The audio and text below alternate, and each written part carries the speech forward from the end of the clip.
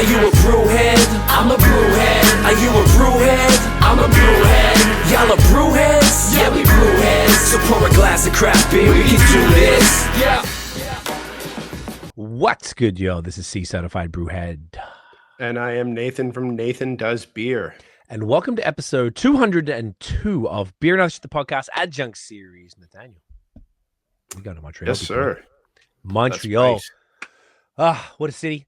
And this is a brewery that has been, we had them on the pod back when they opened in 2018, very early on, thanks to our good friend Noah Forrest, friend of the show, of Beerism, and he came through. This was probably before your time on the hosting side. We did it in person at the brewery, and it was super dope. And we've had him on a bunch since, and it's always been cool to catch up because this was one of the first breweries I'd seen that had like a massive lineup on their opening day because of the way they sort of did the pre-promotion essentially for the brewery, which I think was just like textbook. And I've seen people somewhat replicate it since, and it's been very, very cool. So it's always nice to catch up with the fellas from these guys. And I don't know why I keep like not saying the names of the breweries in these intros, like as if people didn't click on it and they fucking. It seems it seems like we're kind of teasing it ahead of introducing them. But yeah, not to go too long-winded. Like we've talked long about how they were kind of groundbreakers in the Montreal scene. How like their opening was a bit different. Their whole format was a little bit different. Their offerings were a bit different, pretty contemporary for the Quebec scene. So nice to see them still around and kicking. And they've been longtime friends of the pod. So great to have them back. Well said, brother. Well, with that, let's make this happen. So, ladies and gentlemen, for his third time on the show, which we realized just before, please welcome. Oh, wait. Gotta get the fucking thing. Mike Davis of Four Origins, or Quatre Origins, in the building. Yeah. Gotta make it four next time. Four Origins. You gotta get that. You need that four. Getting that slowly. Hey, it's okay. We believe in you, bro. Mike, good to see you, man. Thanks for hanging out. Yeah, I'm happy to be with you because we didn't get to hang out before. No, we didn't, which I'll explain shortly. But we had to move this pod a few times as well. So we're happy we're finally doing it. We've got a fantastic lineup of beers. Thank you for curating that. And it was, in the end, it ended up being pretty good timing, as we were just saying off air, as far as you guys just celebrated your 7th anniversary, which is exciting. And we're starting off with a beer that does just that. Yeah. We have, come on now. Come on. This is the Seton. Oh, fucking there you go. Seton, there we go. This beer, Mike, I didn't look too much into it earlier. I should have, but Bière Estival. And it's 4.8%. So Estival, I guess, is just, my French is a little rusty these days. Yeah. It just means like kind of festival event beer or something. A summer beer. It's a summer ale is the style. Kind of inspired by an English summer ale or just a summer ale in general. Gotcha. Translated. But we went with it's got lemon in it, a little hint of lemon. And we backed it up with the hop is Limonadier, which is okay. That's the hop. Okay. Yeah, the hop is Limonadier, which is the inspiration for the whole beer. So it's a indigenous Quebec hop, grown out at Duke 25 Hops, who we work with a lot. So that kind of inspired the name of the beer and the idea. It's not a lemonade beer; it's distinctly a Limonadier beer. Right. But it was too much fun not to play on the Seton and the 7-Up kind of. Of course. My goodness. Yeah, I didn't even put that together. I didn't drink soda, so I was like, oh yeah, okay. I haven't heard of this hop before. That's fun. Yeah, so I think it's only Duke 25 that carries it currently. It's like it's just like their thing. It might grow outside. I'm not touched, but he has this one. It was one we really wanted to try. We've been trying through, as like we'll find out in a couple of the other beers. There's another one of the indigenous Quebec hops too. So as a teaser for later beers. But yeah, this one we just like the name and the character. We've kind of really wanted to play with this. We've done a few other beers with some of those indigenous Quebec hops. Last anniversary, we did one with a hop called Riel, which is a cross between a Quebec and an Albertan or Manitoba breed. That was we used in our pale ale, and we've used bergamot, which is another one. Like, all these hops you've never heard of, really, but super flavorful, super fun to mess around with a little bit and give something new. So yeah, I love that. I think that's really cool. Supporting Canadian, trying something new. exactly. Boys, Mike, Cheers. great to see your face, brother. Yeah, Great too. to see you. Cheers, Yeah. fellas. Cheers. Nose is definitely lemon. Mm-hmm. Yeah, but it doesn't taste super lemony, which is exactly what you're saying. It's like a nice hint. Yeah, it's kind of like a cloudy, like you described it as a blonde beer. I know that's such a Quebec term, so I don't know. Yeah. Like it's an English style ale, almost like what the Aussies would call a golden ale, kind of. Yeah, a little bit, but it's summer ale is the style, which isn't distinctly a style. I guess it's an offshoot of like a golden ale, but yes, they have them in Australia too. So I guess those are the more traditional British styles that I guess they stole. That's really it. But just base of like a very just approachable malt base, like light malt base, and then we added a bit of it says dehydrated lemon and and then the hop. Really, like we just wanted the hop to shine through mostly. And it was super popular. We didn't do too many cans, mostly because we didn't want to cease and desist. But, we didn't want to be putting it into a grocery store next to a can of 7-Up, if that makes sense. We wanted to sell it only on site. But it's become the perfect stealth beer for drinking in the park because no one. Because it looks like soda. Yeah. So for the Lachine Canal next to us is pretty effective. But yeah, we powered through it really quickly. After the anniversary, it became kind of a very popular one at the bar because it was mostly kegged. And we're brewing it again. Like it's going in the tanks in a couple of weeks just to kind of see out the end of the 7th year summer. There's a demand for blonde and easy drinking stuff in general. And yeah, we've had demand for this one to come back, so we're going to do it again. Nice. The high carbonation on it, along with the note of lemon, like does make it very refreshing and almost very like soda like. Yeah, I can see that. Definitely soda. Like the more I'm sipping it, like the first sip, you get a lot of that malt character, which is obviously sort of more aligned with kind of like a light lager, like summer ale, like you said, which I haven't had for fucking ages, that style. But the that lemon is like nice and subtle. So how much of that lemon flavor is coming from on the can it said dehydrated lemons? So it's not as opposed to maybe like puree or whatever.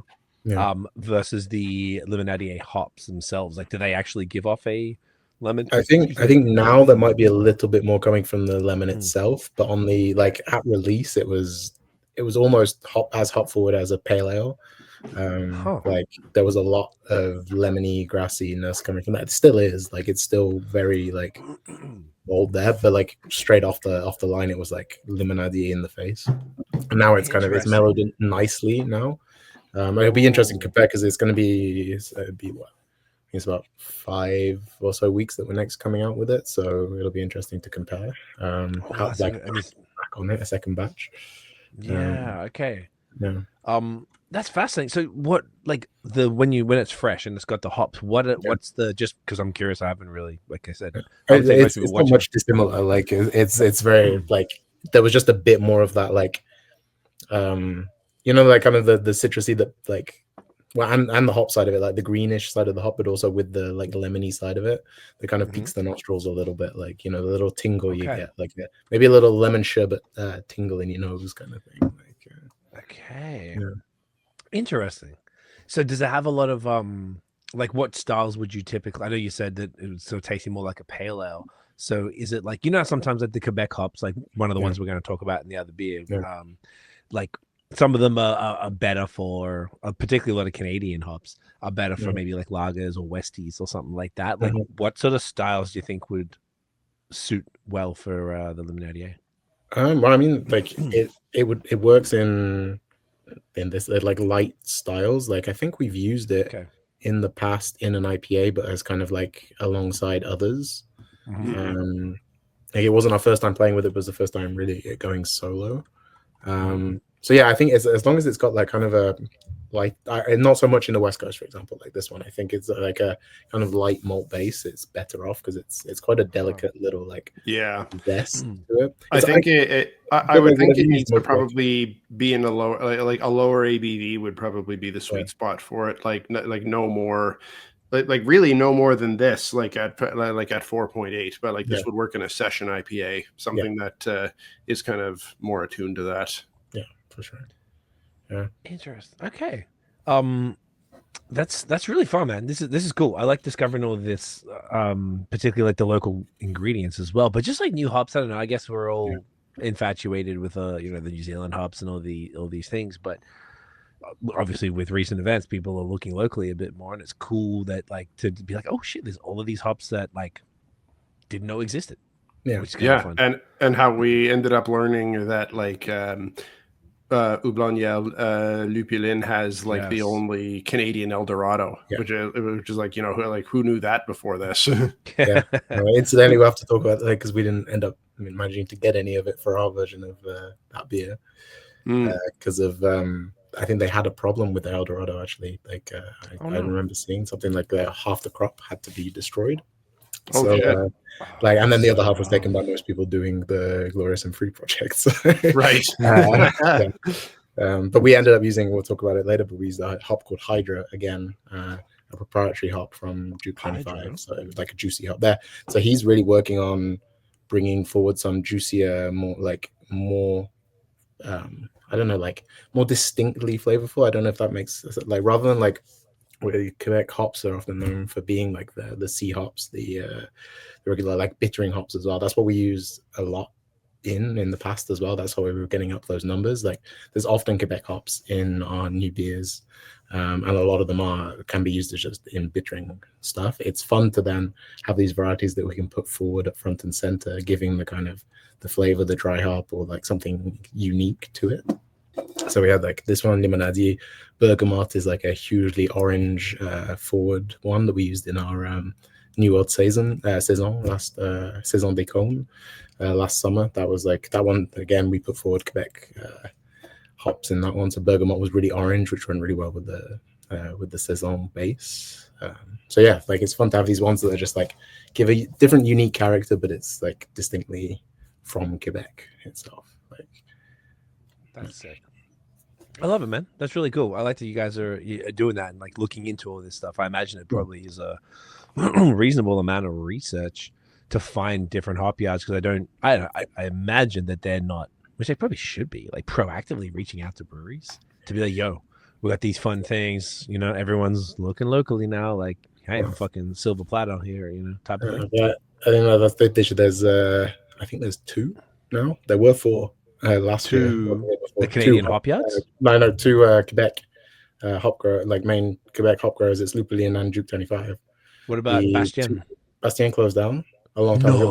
We still got a bit of stock from when we had a contract with them, but really, they closed down a while back. And Jarret Noir closed down as well. So it's kind of a bit hard within a year. So the amount of availability. So. So again, that's another reason to be, if anything, doing this more. Yeah, because otherwise, we're like all these people, especially like where they're working. You got Lupulin working on with El Dorado and bringing in these hops like under license, or discovering new ones and breeding new versions to try and push the boundaries of what like Quebec hops can do. I think it's important to be supporting this so that we can have something in our own backyard, if stuff goes badly elsewhere. So as it has a little while. So shit. Okay, this is crazy. Yeah. I'm just looking at their website right now, and not the website, the Instagram. They're still selling stuff as of like 4 months ago, like 20 weeks ago. But they're saying even though our production is over, they're still, I guess they're just trying to finalize the last batches. So they've got a few like triple pearl and there was no harvest the autumn just gone. I don't think or maybe there was. I can't remember, but they are closed. So interesting. That's really sad because I know that was like a here it is, like a 40 August last year. Yeah. Okay. No fucking shit. Okay. Yeah, that's a real shame because I know that. He invited me up multiple times. Like I hung out with Alex many times. Yeah, I always went to. We went as a team building thing. We went down for the day, and that's really cool. Doing some like proper like hops went off the vine and everything. That's cool. Yeah, hell yeah. Get that sticky shit all on you. Hell yes, pause. No, that's awesome. That's what a shame. Okay, so there's 2 in Quebec. I imagine out here there's probably not a shit ton. No, I think there's a few more. Like I don't know the numbers. I haven't looked into it. I know there are a few in Eastern Ontario that kind of can finish Quebec, but then there's that interesting thing of whether people want, like in Quebec, are really wanting to double down on the being entirely Quebec hops or Canadian hops, and that's a whole other debate we don't have to get into. But, I mean, that's just preferences, and that's totally understandable if you want to keep it like they do it here, not to the same degree, because everything in Quebec is very local, and that's where I learned a lot about like the importance of doing that. And with Tiff and I have taken that the ethos of Montreal and Quebec and brought that here, and all of the things that we purchase here are hyper local because of the way Quebec did it. So I think it's like I fully respect it, and I think maybe some all Ontario Pale Ale or some shit, they do that too. But I think overall, because it's not like we're spoiled for choice, it's like if you want that El Dorado and you're trying to make an all Ontario beer, well, you have to go to Quebec. So I think it's sort of what is it? Beggars can't be choosers type shit. But shame, but like, okay, that's really cool, man. I love that, and this is great. So this was a 7th anniversary beer. Did you do a run of 7th anniversary drops, or was this the? Yeah, we did. So this was this was our taproom exclusive, but we did 4 other beers as well. We did. Nice. Actually, in the end, like we ended up going. It was fun. We didn't do a single IPA for our anniversary. We did 2 sours.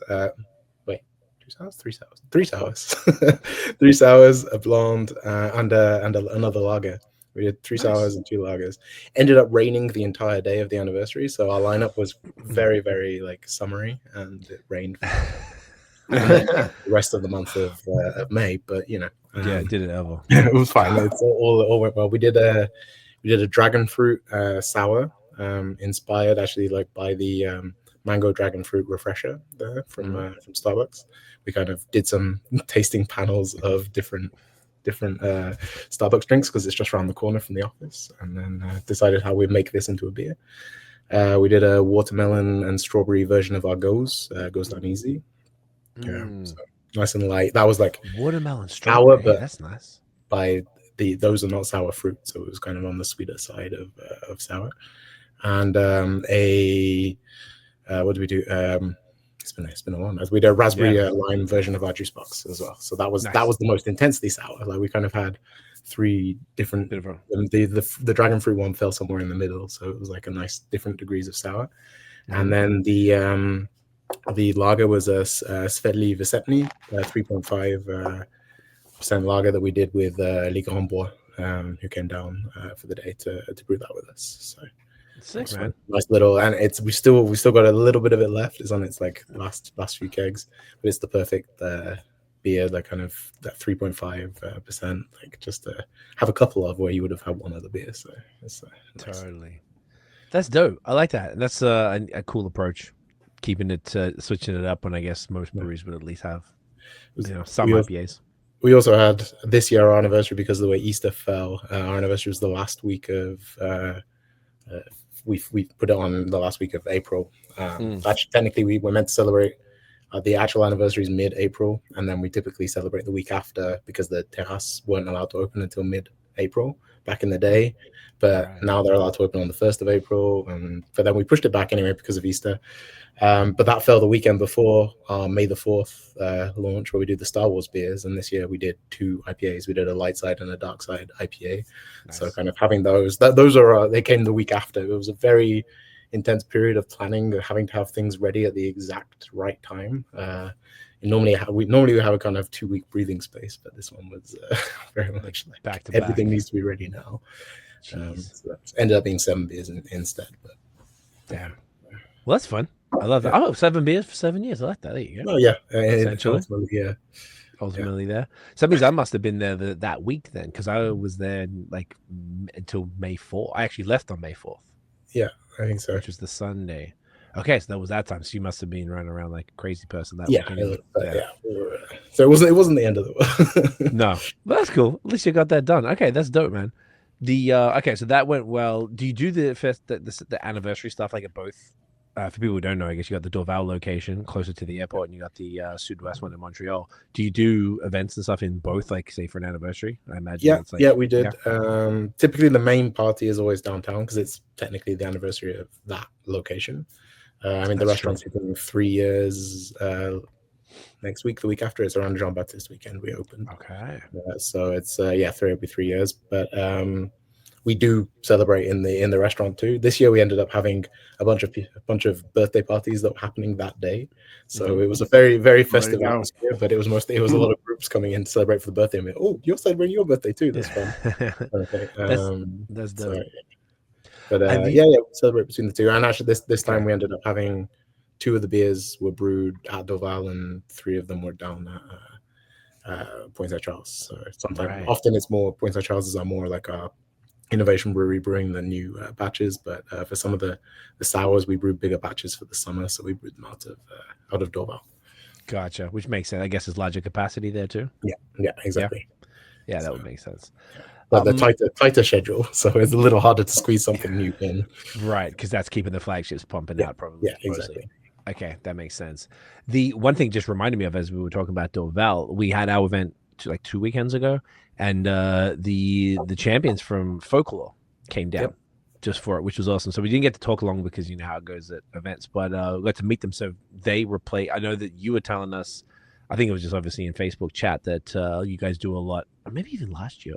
Might have said it on the pod. Either way, you're talking about, you know, you did a bunch of stuff with LaBrosse a lot because they were like the neighbors, and that was kind of part of the crawl. So I was like, that's at least something. When I heard that they were closing, I was like, honestly, aside from being sad for Troy and everything, I was like, fuck, like Michael's saying that, you know, that's like a real big sort of drive, you know, with breweries. It's that weird thing where if there are a bunch of them together, it actually attracts more people.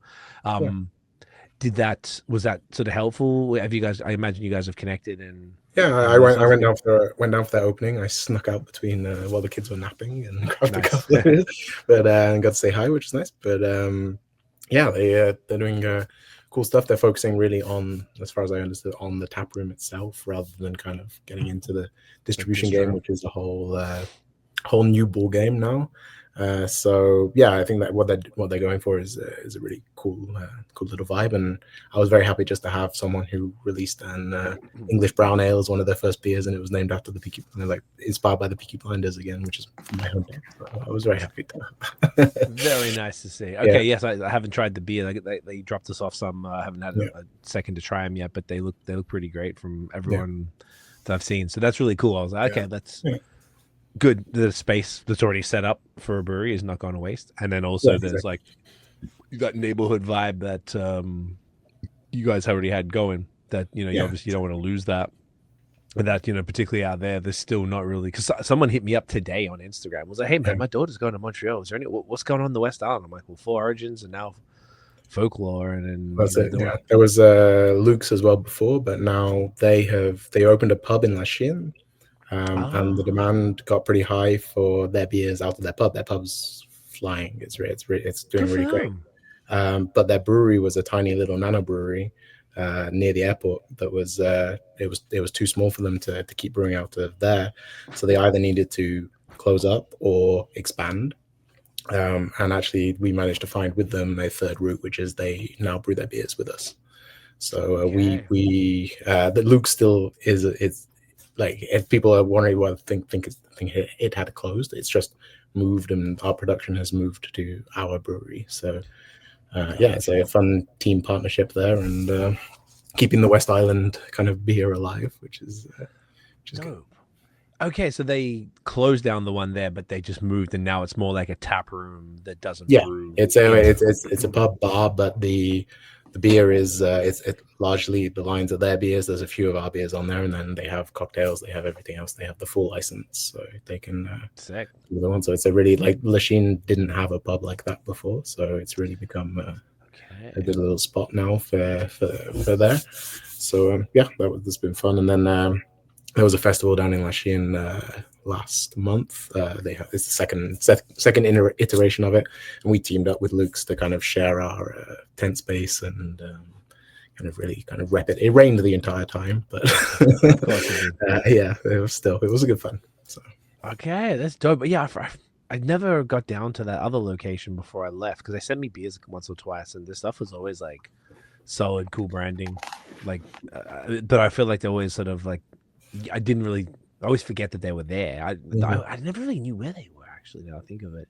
Either way, that's cool that they've been able to transfer that into like something that's more successful from what you're saying then, and then work with you guys too. Because last summer we did.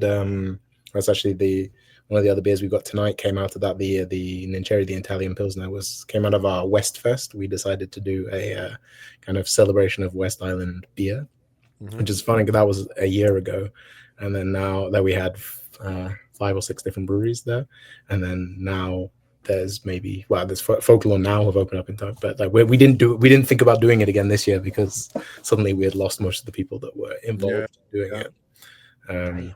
But really, it's more than just like stuff consolidated and changed a little bit. So it's evolving, but it's not that there's still a demand and a desire for beer out in the West Island, and it's growing. But it's very different too in the city. Like as I think I talked about last time, our 2 locations have very different kind of clienteles for what they like to drink and what they're coming for. So yeah, I remember you saying that it was something like it was kind of like the expected, maybe like more on the Roos tip, where Team Roos out here, and that type of stuff. Whereas at the downtown one, saw the more like we're brewing a Roos in the middle of the summer because it's popular enough. Fuck yeah, you should.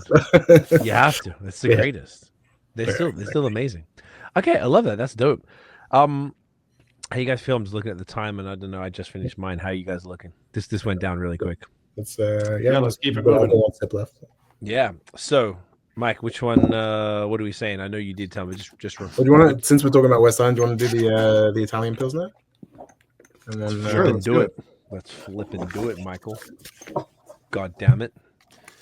Well, Italian Pills, and this is a nice little segue because we were chatting to Mike on the other week about we had a big chat about Italian lagers and Italian Pilsners with the boys at True History on episode 199, which was a pretty cool distinction to make because like there's lots of folks that make Italian pills, but not many folks in the craft beer scene making an Italian lager distinct from from an Italian pils. And theirs was fucking fantastic. Yeah, so it's cool I love Italian pills. It was nice to see the difference because I never thought about it either. Yeah, neither had I. Yeah, and then it's kind of as soon as they made the comparison to Moretti, everything clicked. Yeah, you're like, oh yeah. So whenever you have one of the New World ones, it's almost as like a dry hop lager essentially. Yeah, but there's there's something with I swear to God, I could blind smell an Italian Pilsner and know it's an Italian Pilsner as opposed to a dry hop lager. I think anyway. Italian Pilsner is meant to be noble hops, so. Yeah, okay. That's mostly. I think that's really the distinct. Like this one, it smells like Italian Pilsner.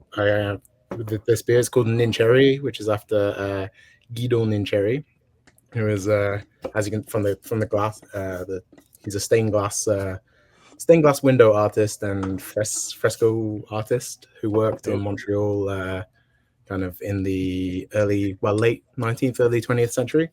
And most of the churches in Montreal have something by him. So we kind of picked him as our Italian Montrealer to recognize. Mostly because our brewer had been to an exhibition on him shortly before we were picking the names. But originally this was a collaboration with Perodam, who are out on Ile Perrot. So they're technically kind of west. They're not West Island, but they're in the larger site.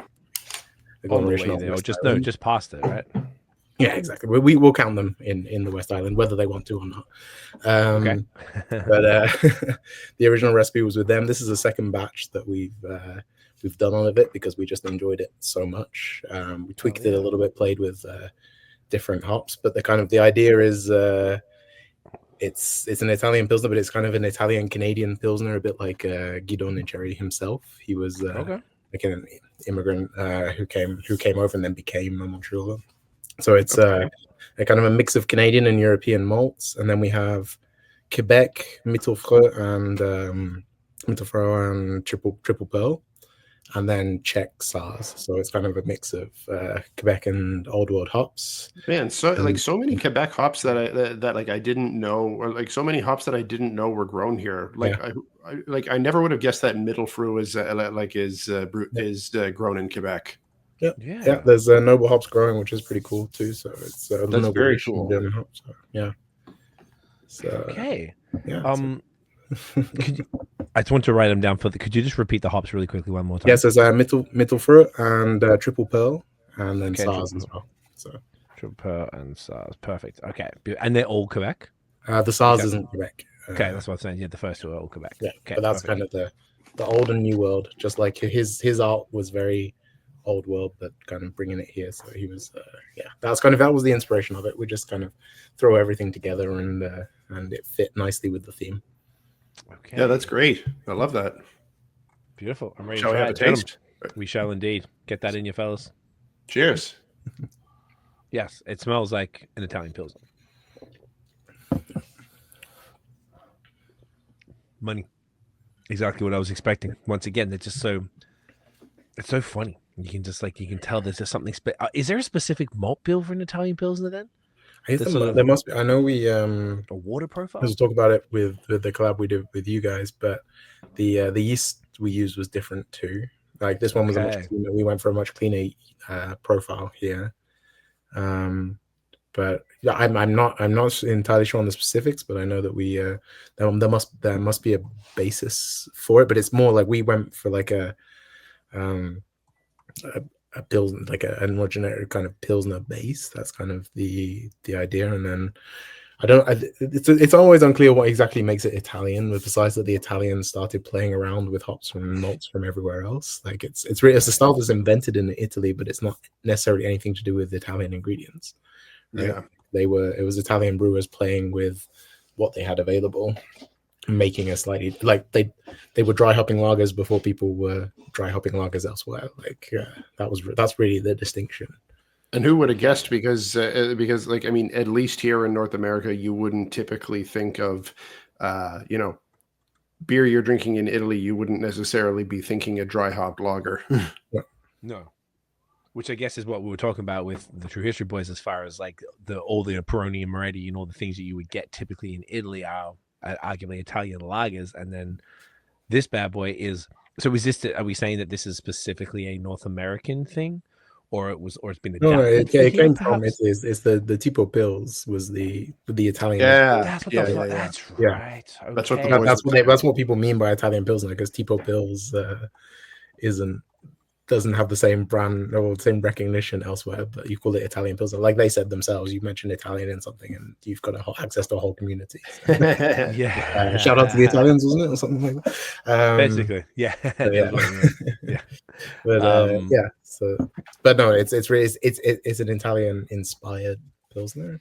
I guess I would say personally, when from misspent youth drinking things like Peroni and all those, most of which were brewed in England for me, like the local, they were kind of brewed by contract in England. Like they were Italian themed pilsners, right. Okay. Like Madri is a Spanish lager. It's not really. You told me that on it. Because I drank it at some place here, and then you were like, "Yo, this is not from Spain." I'm like, on taps There's in nothing Spain. Spanish about that lager except a vaguely Spanish-looking guy on the label. I was like, and then I looked into it after you told me, and I was like, "Motherfucker!" It's like Molson Cool, because the place I went to had really nothing else good. So I was like, "I don't know this. This is whatever. It says Spanish, but I just should have looked at who made it as opposed to where it's from." Yeah, dude, this is great. Super bone dry. This shit. Yeah. It's got some nice lemon notes I'm noticing as well, unless my brain's on lemon from the last beer, but I feel like I'm getting... No, I think it's definitely there. Okay, I'm not crazy. Great malt profile, grassy bitterness. Like quite malt forward even, even I find, which is quite nice. Like the hop bill is being with noble hops, as you said, is more subtle than if it was kind of with bolder, punchier New World hops, which it's a more subtle hop bill, which is letting the malt bill kind of shine a bit more, which I quite like. Yeah, no, that's definitely so. Shout out to Yannick, our head brewer down at at our Point Saint Charles location. He's just become officially the head brewer there. But he's been our kind of head of innovation for a little while. Any of his pilsners, if it says pilsner in the name, it has to taste like malt at some point. Like it has to be like very heavy on that. And then we're really experimenting with this year, thanks to you guys as well, with more of these dry hopped pilsners and dry hopping lagers. And but his first and foremost, we have to have a good solid base of a lager there, and then we can play with the hops on top of it and where that kind of falls. So nice. That's sick, man. Yeah, I really like this. And as you said, the second time you've done it. Are you going to keep? I imagine you're going to keep pumping this out as long as the people. Yeah. So this has been a crowd favorite. We had demand for it to come back, which and then Perodam wanted it to come back themselves, so we could provide, because they have a license that means they can purchase beer from other breweries. So we provide them with some too. So it's which is nice. So I hadn't heard of them. Yeah, it's very small. Like I think I could maybe fit the brewery in my basement here. Like it's that kind of small. It's genuinely they have their tanks, and I think they have about like maybe arm's length, whatever is legally safe and required by the Quebec of amount of movement space within the side. I don't want to get them in. They're not going to get into danger. No, because they're kill. Okay, are they relatively new, or have they been around a bit? I think they threw up in came up in around 2021, I think. Okay. Something like that. So they've been a little while, but it's very much a local community like pub on the thing, with brewing there and stuff. Yeah. So, gotcha. I'm just flicking through this shit. Yeah, that's nice. I like that. I guess because like it's not, like you said, it's not exactly West Island as such, but it's kind of in that esque. Yeah. So it kind of makes sense to work with them, particularly if they're a smaller place. I'm sure they'd be pretty stoked to be. Exactly. And they make beers for their community. Like half of their beers have the name of someone who's in the local community, who is kind of a pillar of the local community, and they name beers after those people. So it's very much like local island centric and like local. That's what they're doing. Things. It's really cool. Nice. Good for that, man. Love to hear that. See, this is like, I feel like that's kind of like the fun thing. It's almost like, we're just talking about like all the Quebec hops. We just like, man, I had no idea that this shit existed. There's some breweries like that like, at least when I lived in, I'm discovering more here because I have a car. In Montreal, I didn't, and it was like, if I didn't have there's an immediate cost to be like, well, if I'm going to rent a car, it's going to cost this much. Yeah. So if I really have to have like a plan to do it. Whereas here, you wake up and you're on a Saturday, like, hey, let's fucking go check some places out. So I feel like I've discovered a lot more now, but I feel like there's just so many like, maybe brewers like that don't really, maybe let's just say don't really get the props, but it's probably because they focus so heavily on local. I mean, and there's what, folks like you guys. Yeah, 300 something in I think Ontario. It's like, it keeps moving. Is that in Quebec or Ontario? In Quebec. Okay, that means it's maybe like 400 and something. Yeah, Ontario, I think it's in the 400s in Ontario, I've heard, But it's not that much more. It's like 100 more, maybe. Yeah, but the amount of them that are in villages that you would never discover if you didn't go through that village. They are just their local community stuff, which I think is really cool, and that's where that's where the industry has room to grow, because every village needs a pub. So that's like the brew pub, the local like focused one. I think that really works, and that's like, we're obviously, our local is Montreal. Like that's where the vast majority of we have the two pubs now, like, and in the last 3 years, the West Island market around, like, I would say, like, groceries and stores around around the brewery has been growing as we've been more and more established in the West Island. So we've always been strong in the Southwest, where we've been based for the last 7 years, and we're getting stronger in the West Island too. But really, we are, Greater Montreal is kind of our area. It's hard for us to go outside of Greater Montreal, because there's so many great breweries in areas outside of Montreal that they are the local brewery for their local place. So I think as everyone finds what their local audience is and how far they can reach, that's what's kind of happening right now, is just everyone realizing where their strongest territories are and kind of doubling down on that, which I think is great. Not everyone needs to be everywhere at it all the time. So that's a good point. Yeah, I agree. Definitely, it's moving into that world of like the neighborhood brew pub. There's the two models really. It's like kind of almost like neighborhood brew pub, and then maybe you guys are a mix of both, to be honest, I guess, because you Yeah. have the distro model and you got the two spaces that kind of facilitate both. But it's I think that's kind of like the beauty. I was talking to someone, I forget who it was, and they just mentioned this like Paris brewing here, like, and he was saying, I went up there and it was like, fuck, it's pretty good. I was like, I was really surprised. I was just in the area and you just pop in. I was like, sick. I like to hear that you sort of, I feel like they're underrated too. So you go in there with mostly pretty low expectations. So if some place is good, you're like, oh shit, like, okay, we're in this randomized town for whatever reason, and now there's this brewery that's like, damn, they're doing some cool stuff. Like, I like that. That's kind of keeps it fun as well. Yeah, exactly. And you guys are putting, like, I hadn't heard of them, so now we're talking about them on a pod. Because you guys did a collaboration with them, which is, kind of the point. It's a marketing exercise. Collaborations are anyway. So I think it's fun for us. We've been very much on the motion of like the collabs just have to be fun to do. We have to be getting something out of them. I mean, there was too long of a period where collabs were done over Zoom and you never saw the people until a few years later. It's like, oh, we did a beer together. Oh, yeah, did we? Okay. It collabs became between marketing guys on each team rather than collabs between the brewers. And that's a bit inauthentic at that point. Yeah, but it was also the reality of the situation that it had to be at that time. It was kind of that's how you couldn't get face to face. But kind of the inverse this week. So actually, this is why the pod was a great week for me. I've had a very nice week because I was in Gatineau and Ottawa on Tuesday. We were brewing with Allée des Rives out in Gatineau.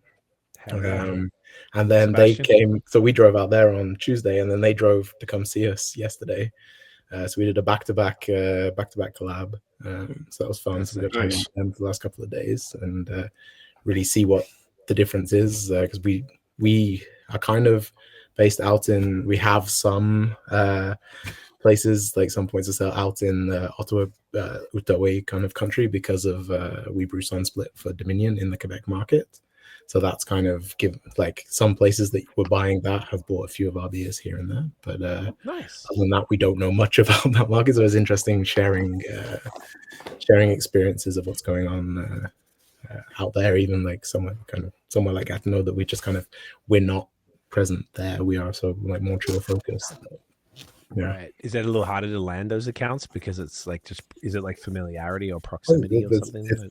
People like their local stuff, like the out in the country, they're going to buy the local breweries. There's great breweries out there as well. They've got the Rive Gallicus back in the day, like Cinquième. Yeah. Fantastic breweries. So I get it's fully understandable. So interesting. Okay. I don't. Did we talk about the Sunsplit stuff on the last pod? Because if we didn't, we should just touch on it because it's actually really smart. I think we might have mentioned it, but it's that was the other part of the trip out to Gatineau. We stopped in to see Dominion as well on our way home, just to say hi, because our brewer Yannick, he's been brewing Sunsplit. It's officially the beer he's brewed the most ever. No? Oh dang! He's the way that kind of shows you how much also we're just brewing new recipes out of there. But Sunsplit he brews more or less every 6 weeks or so. It's always coming out. Wow, you're the pumping that out, then, eh? Yeah, it was mostly it's also to keep it fresh. We do smaller batches, but to keep it fresh at all times. That's smart. Like to fit up with their kind of requirements and expectations of that beer. But yeah, it's mostly to fill accounts out in the Gatineau region, really. Like a lot of it is kegged. We can a fair bit, and most of the clients for that again are out that direction.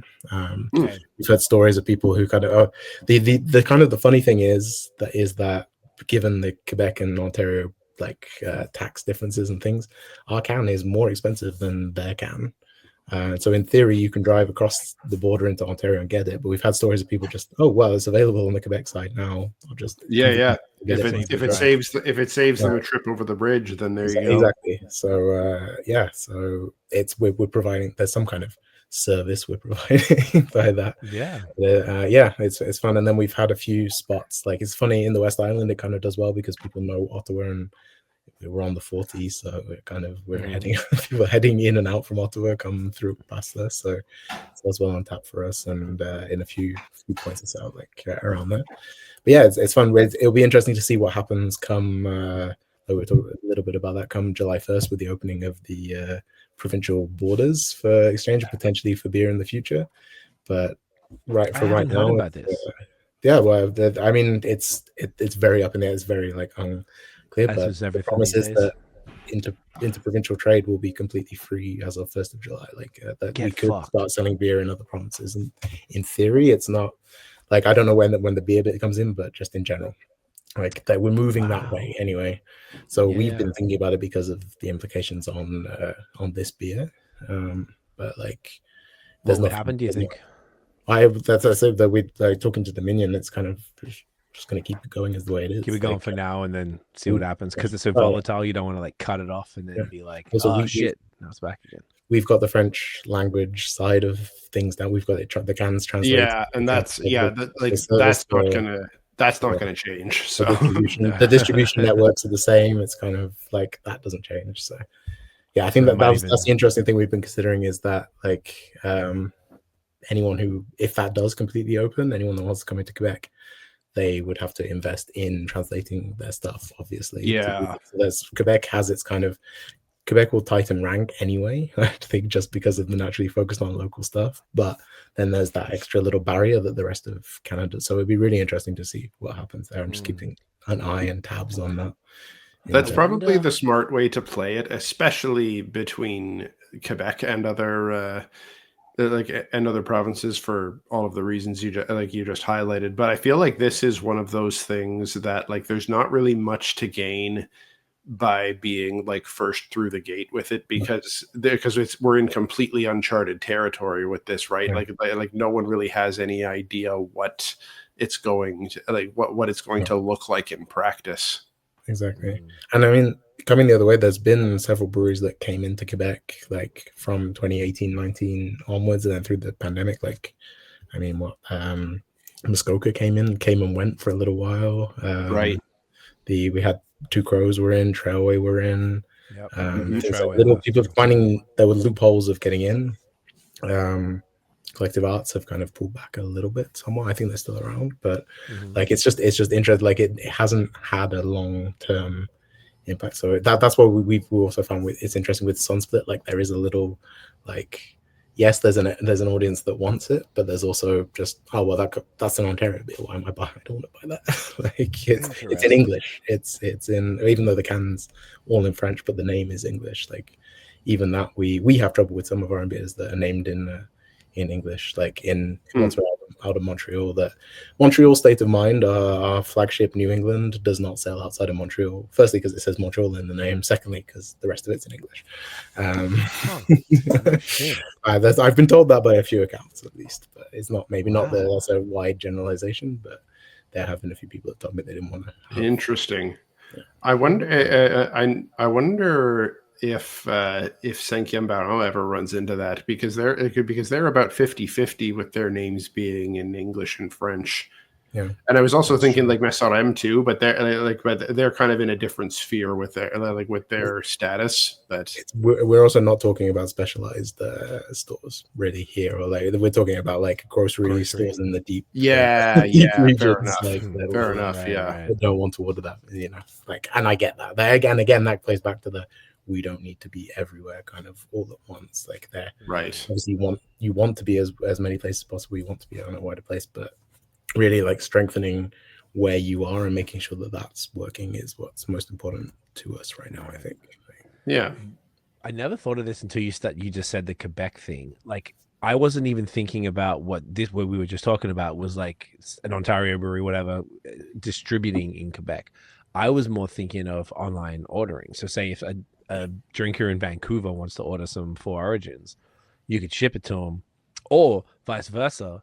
Yeah. If a Montrealer wanted to order from Vancouver, then does that Vancouver beer have to be in French? Does it have to submit to Quebec rules if it's being ordered in? I imagine not, because it can't be. It'd be the same as clothing or something. Like it wouldn't have.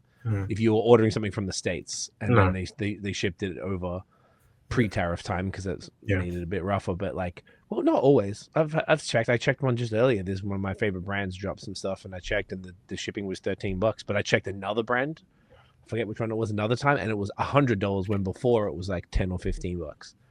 So I was like, okay, I'm not ordering from that. But either way, like if you order something from the state, they didn't have to conform with Quebec law, so it would be pretty. It would be. I don't think, as a capitalist, I don't see much value in putting that level of strict requirements on it. But if they're selling in stores, and then there's a question too of are consumers in Quebec even going to be able to to order direct? Like, are they going to be allowed to ship to Quebec? They might not be. Do you think that might be part of it? Okay, I thought the opening of provincial. I didn't even thought about the whole shipping angle. Like that's all I thought about was shipping. This is what I'm saying, man. We're in completely uncharted territory here, and because that's not currently allowed within Quebec, it would there's no way of knowing how that's going to how that's going to play out. I mean, we're not even allowed to post beer within the province, like let alone exactly. I just thought by opening up, my take on it, but once again, Nate, you're 100% right. It was more just like, well, if it's open, it's open. So that means almost anything goes. And the thing that you'd think that, but I don't think so necessarily, because sure, the trade restrictions between provinces might be open, but still, local provincial laws still wouldn't change. Yeah. And it's kind of hard to and it's hard to know how those laws will be would be applied in those instances. Well, I guess they would have to change. Is what I was thinking was that but why would they have to change? They don't necessarily, because each province has their own laws on it, and those aren't trade laws. Those are internal things, kind of consumer laws. Yeah. I would. You're 100% right. I was more. I always come across think of everything as just like a capitalist's perspective, in like, how can what makes logical sense to continue to. I like capitalism is taxes, which is government's happy. So I'm like, let motherfuckers do what they want to do. I hate the restriction personally. Well, look, that logic is sound. That logic is very sound. But you know as well as anyone that that's not how it plays out. No, 150%. I was just thinking though that this is what, once again, you are right. I'm always thinking too logical, and then you try to apply logic to bureaucracy, and it doesn't work. But if, say, for example, Mike wants to order from Superflux, he's allowed to do that, but he's not allowed to order from Saint-Guillaume. I would imagine that breweries in Quebec might be like, guys, what the fuck? Like the AMBQ, and be like, dude, they're killing us. Like, they can order now from everywhere else, from Badlands and Third Moon and all the fire breweries from across outside the province. You have to let us order from Orval and from Ford. Let people be able to do that, is what I was thinking, that they might come to that realization. And I'm only thinking that, once again, I know it's flawed logic, but they did that. Remember, they changed in 2018-ish. They introduced the growler law and the cool ship. So I was like, okay, well, they've shown there's what's it called? Starts with P. The word it means. Say it. The legal precedent. There's a precedent that that things have changed in that alcohol rule world in Quebec. So it's plausible that maybe if they see that they're losing business because of ordering elsewhere, that perhaps they might allow for internal shipping, which you are correct, Nate, that it's obviously an internal thing, but even though they don't have to do shit, they would, when I said they would have to, just meaning that it's of a competitive nature to keep the Quebec breweries being able to do that. Because if they can ship out, why wouldn't they be able to ship within? That's all I mean. It would be a logical step to in order to keep Quebec businesses competitive in that, and to kind of keep encouraging Quebecers to buy local. You would want to make sure that they can that Quebec businesses can be as competitive as the rest of the country. I follow that logic 100%, and and I hope it does turn out that way. It's just an interesting thing that when things fall under different jurisdictions, they obviously change at different rates and and for their own reasons and at their own speed. So it's really hard to predict how things are going to play out, and it's going to be completely different market to market. Yeah. I just want to iterate for any government agents listening that the beers that Craig and Nate have in their hands magically teleported themselves. That's exactly what happened. They contracted them in Ontario. Yeah, no, that's definitely what happened. Specifically. Yes. Do you guys have a take? You don't have to give a take at all, but do you have any thoughts on the whole? Because like the quick context here, Derek from Brewski was on a few months back, and he was saying, or maybe it was last year, we were asking him about this, and he was saying that, and I thought this was interesting because I didn't think of it like this. He was like, well, for every person who goes, like, the beer market, consumer market, isn't necessarily growing at any sort of rapid rate. So any customer that goes and orders from somewhere else is a customer that's just lost of his. So he isn't like jumping out of his seat about this whole the trade thing with regard to beer. For that reason, I was like, that's an interesting take. Do you have any thoughts that you'd care to share on that? You don't have to, like I said, but like if we're on the opening the border, on the opening of the border, is it like I guess thoughts, or are you excited about it? Are you guys like internally, maybe as the company, or you can even speak as yourself? Yeah, no, I don't want to put you on the spot, is what I'm saying. Yeah, no. We've briefly talked about it. Like I said, mostly for our discussions internally, which have been kind of on the side because no one knows, like Nate said, no one knows really what's coming. But it's been to do with like what does that mean for Sunsplit? But in general, like right now, we wouldn't be positioned to try and go. So we are already actually though, like we are already shipping to Alberta and BC. Nice. So we are available in both those provinces. So we already have some kind of stuff there. We're actually shipping kegs out there for the first time, like one-way kegs, pretty soon. They've had there's a big demand for pumpkin beer out there, so there's a large amount of our pumpkin beer will be going out. I have way more respect, which is pretty cool because then we get to upscale it a little bit, do a little bit more in cans because it always sells out. Are you doing Nightmare? No, it's the latte one, the pumpkin spice. The chai latte. Yeah, Nightmare still it's a classic one, but the latte has just the wide appeal that people come and pick up cases of it. Interesting. It's gone, so. Really? No yeah. What about Nightmare? Because Nightmare's crazy. October is a crazy month of pumpkins and lagers. So. Hey, that's fun, dude. You guys, I've definitely had a corner that market really well. Yeah, it's just fun. And not too many people doing it, and we've added another one to our roster this year because we're bringing Luke's one as well. So that's what's to come. And end up doing that in July. So that's always fun for Yannick. He likes to have pumpkin beers in the middle of a 40-degree heat or whatever. But then he gets to do all the lagers afterwards for Oktoberfest, so that's fine. So he's happy. Which is that's fuck. You know what? That is the only good sign because you mentioned the rain in May a lot. This has been just for any Canadians. I imagine North Americans. It's probably been pretty shit everywhere. I would imagine. Like it's like sure whatever. It's close to mid-June right now. I'm like kind of a little bit worried. Like it's a really nice day here today, but I'm like, fuck. Are we gonna get a summer?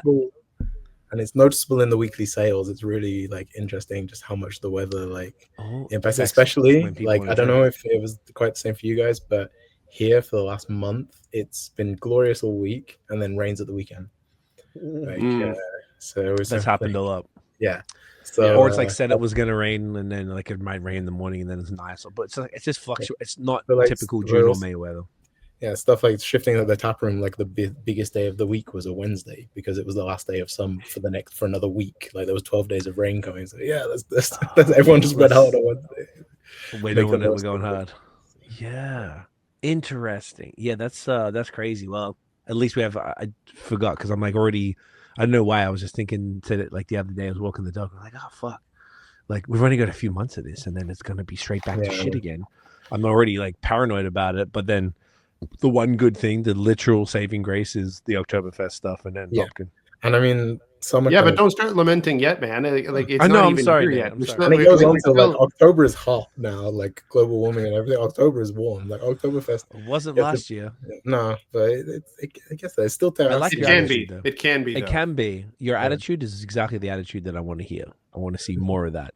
It's I know. I just but don't start lamenting yet. It's not okay. I'm sorry, Nate. I'm sorry. It's June 12th as we record. We've still got like a good 2.5 months months, if not more. So we're halfway through the year today. Is that it? 2.5. It's still something like that. I just saw yeah. something going around. All the people posting on one of those. Halfway today? I thought it would be. Something like, I don't know if it's this week. Something I've seen a bunch of pictures like we're halfway. Post 6 pictures of the year. Oh, halfway through June it probably was. Yeah, no, halfway through the year, like in. Really? Oh no, but we're not mid-June. They like halfway through the 6th month of 12. So. Yeah, I guess. I mean, they're just getting excited. They're getting excited doing it. Maybe that's just going to be a thing that they share all month or something like that. But yeah, those add your stickers on Instagram type shit. Exactly. I feel that. Yeah, I didn't want to go too much in the weather, but okay, that's all exciting. You're speaking to an Englishman. That's all I talk about. So, and that's also a very Canadian thing too. Yeah. So, well, that's where do you think you got it from? Like, yeah. Oh, yeah. That's a good point. That's a good point. You realize after leaving how much stuff we get from you guys, like obviously Australia too. For everything we get is from. It's so much stuff, and then it's you go. Then the Americans will look at us weird collectively. So. And you're like, hey, you are us too. Don't forget. They got tons of like British names of their cities down there too. All sorts of strange ones. I love it. Should we do? Let's go a couple sips left. I'm just hinting that I'm very dry here. Though. Yeah, I know. I noticed. I was like, I didn't want to. This Nincheri was great, by the way. I fucking love this. Yeah, enjoy this a lot, man. Really balanced. It's very dry, so it like I'm thirsty now. It's like made me thirstier in a good way. Yeah, it has. Well, shall we bust out that next crispy? I think we should drink like a BAOS. Shall we ever? So this was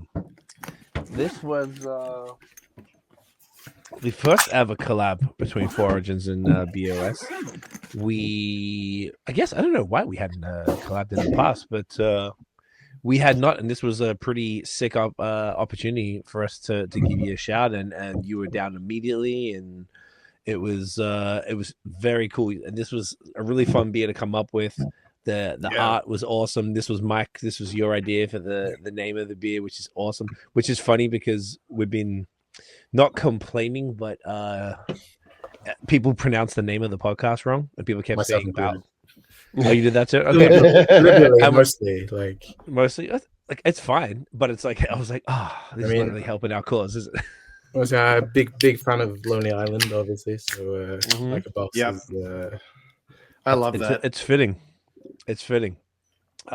So we reached out and we were like, bro, we'd love to do a collab. We pitched a West Coast Pilsner, essentially, because we love your guys' lagers.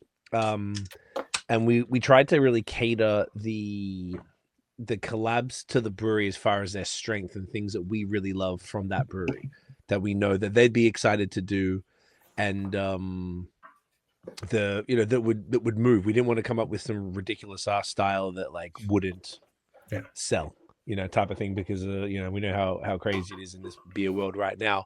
So man, tell us what we all did with this beautiful gem of a beer. So it felt really well when you reached out. We were planning our year of beers, and after having done Nincheri last year, we were like into dry hopping lagers and trying to make that. So we really wanted to try West Coast. So West Coast Pilsner. So that really, like, the opportunity was there. It was like, yes, okay, that's sold. Like, it was the quickest turnaround I think I've had on a sold on a collab. But yeah, like we then went the extra level, and Yannick in his true Quebecois spirit. Like, so it's really like this entire Quebec focus is driven by Yannick, which is we're the most like we worked closely together. We have very similar tastes and very similar interest in beer. But like we couldn't be more opposed. Like, I'm an English guy who lives in, like, a British guy who lives in Quebec, and he is very, very Quebecois and very proud to be so. So he's definitely a lot of the drive towards increasing the amount of Quebec malts and Quebec hops that we use is led by him, is championed by him. So he suggested when we got chatting that why not make this 100% Quebec as well, just for fun. I love that, because it's always a fun challenge to do that. Because often we, like I said, we go maybe 50, 60, 70, 80%. It's the yeast, honestly, is the last component that is hard to make something say it's 100% Quebec.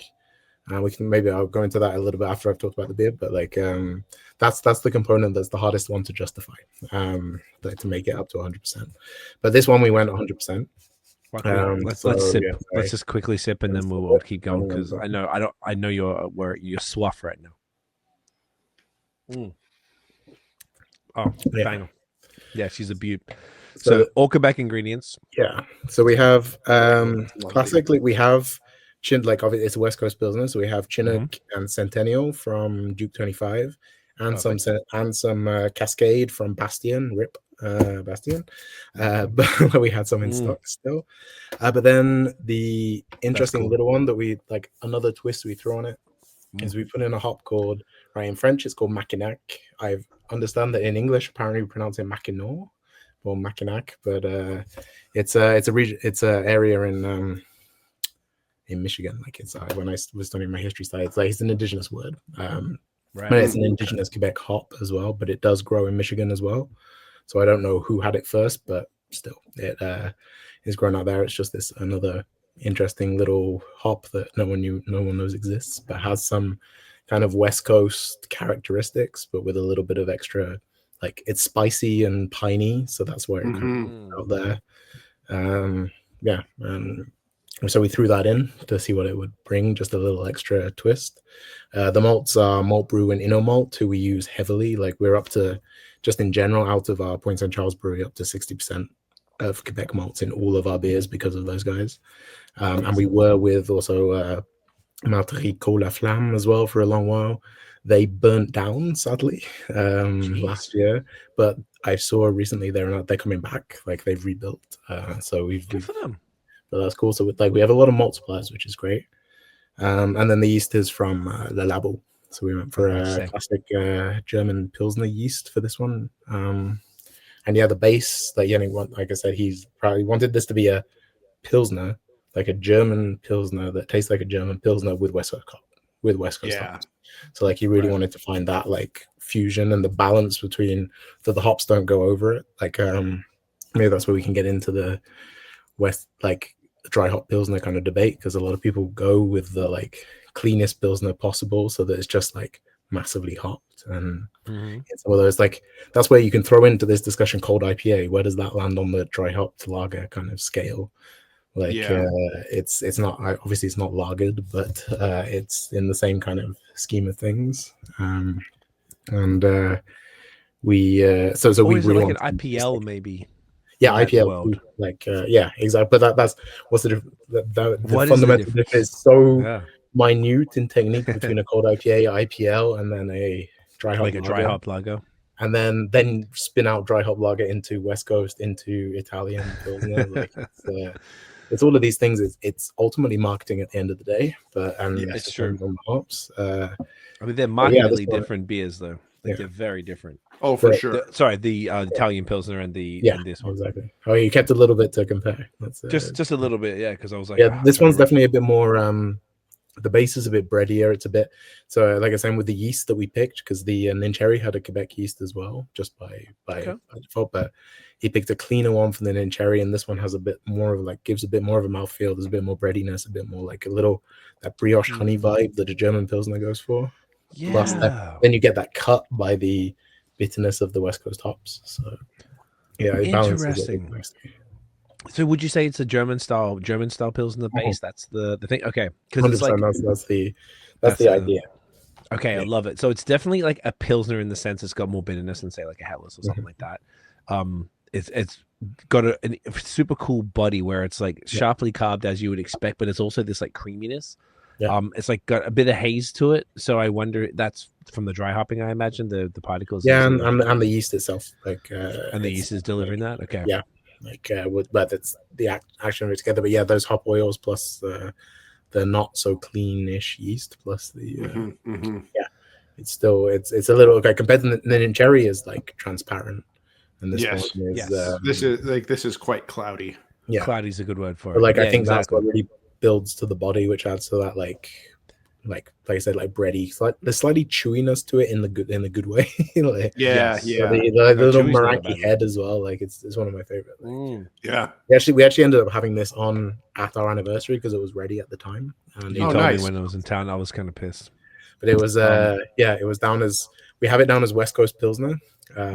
We that's kind of goes with the and two accounts that across Montreal that have it bars specifically. I think we did a run of 700 cans or something like that. And we did it all in house.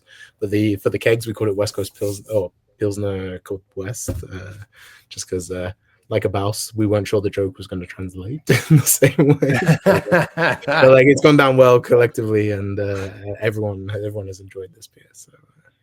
I gotta say, like everyone was jamming on it at Yes, at the Get event. Inya Fest. I feel like the name played no small part in that. Yeah, that was. No, I've been wanting to do that with you guys to mention. There's like Ruby on. Oh, you were just waiting for us. No, I was waiting for it. I didn't matter what style you proposed. I was putting this one, and then. Oh, that could have worked for. As soon as you said it, really could have. we were like, "Yep, I'm down." Yeah. Yep. I didn't even. Me and Nate even talked. I think one of us responded. And whoever responded was just like, "Yep," and the other one was just like, "Already, yep." Awesome. Now, I'm also a big Lonely Island fan, so I'm pretty sure I'm the one who responded first. I was like, "Yes, 100%, let's do it." Yeah, it was super cool, and like the label is really nice, and it was like because our intent for the event was May 31st, right before summer, like people are fucking ready to go, so we're gonna have this really eclectic lineup of beers with basically all the different styles you'd want, and then you guys delivered this beautiful summery can art. And then, of course, it was 15 degrees and brick. It didn't actually rain, but it's just shit. But ours was it's indoors, sunshine in a so can. That's what you want. Sunshine in a can. And as we were saying, we're chatting. Yeah, West Coast vibes. This was the first beer to essentially sell out, if I'm not mistaken, at the event. Yeah, that's why I was randomly checking on tap just for myself on that evening, and then I saw someone posting it. Because always, when I do rarely check into Untapped, I then go and check what we've been getting. And we're not huge into Untapped as a brewery in general, but like I saw it, then someone was like, "Oh, this already sold out." Like, Jesus Christ! Like I saw the event was good. So yeah, I love that. Somebody, I learned this during this period of collabs, but because I'm a pretty I love Untapped for myself just to keep track of what I'm drinking, or I have no clue. Yeah. But I realized I could suggest, and someone they spelt it wrong.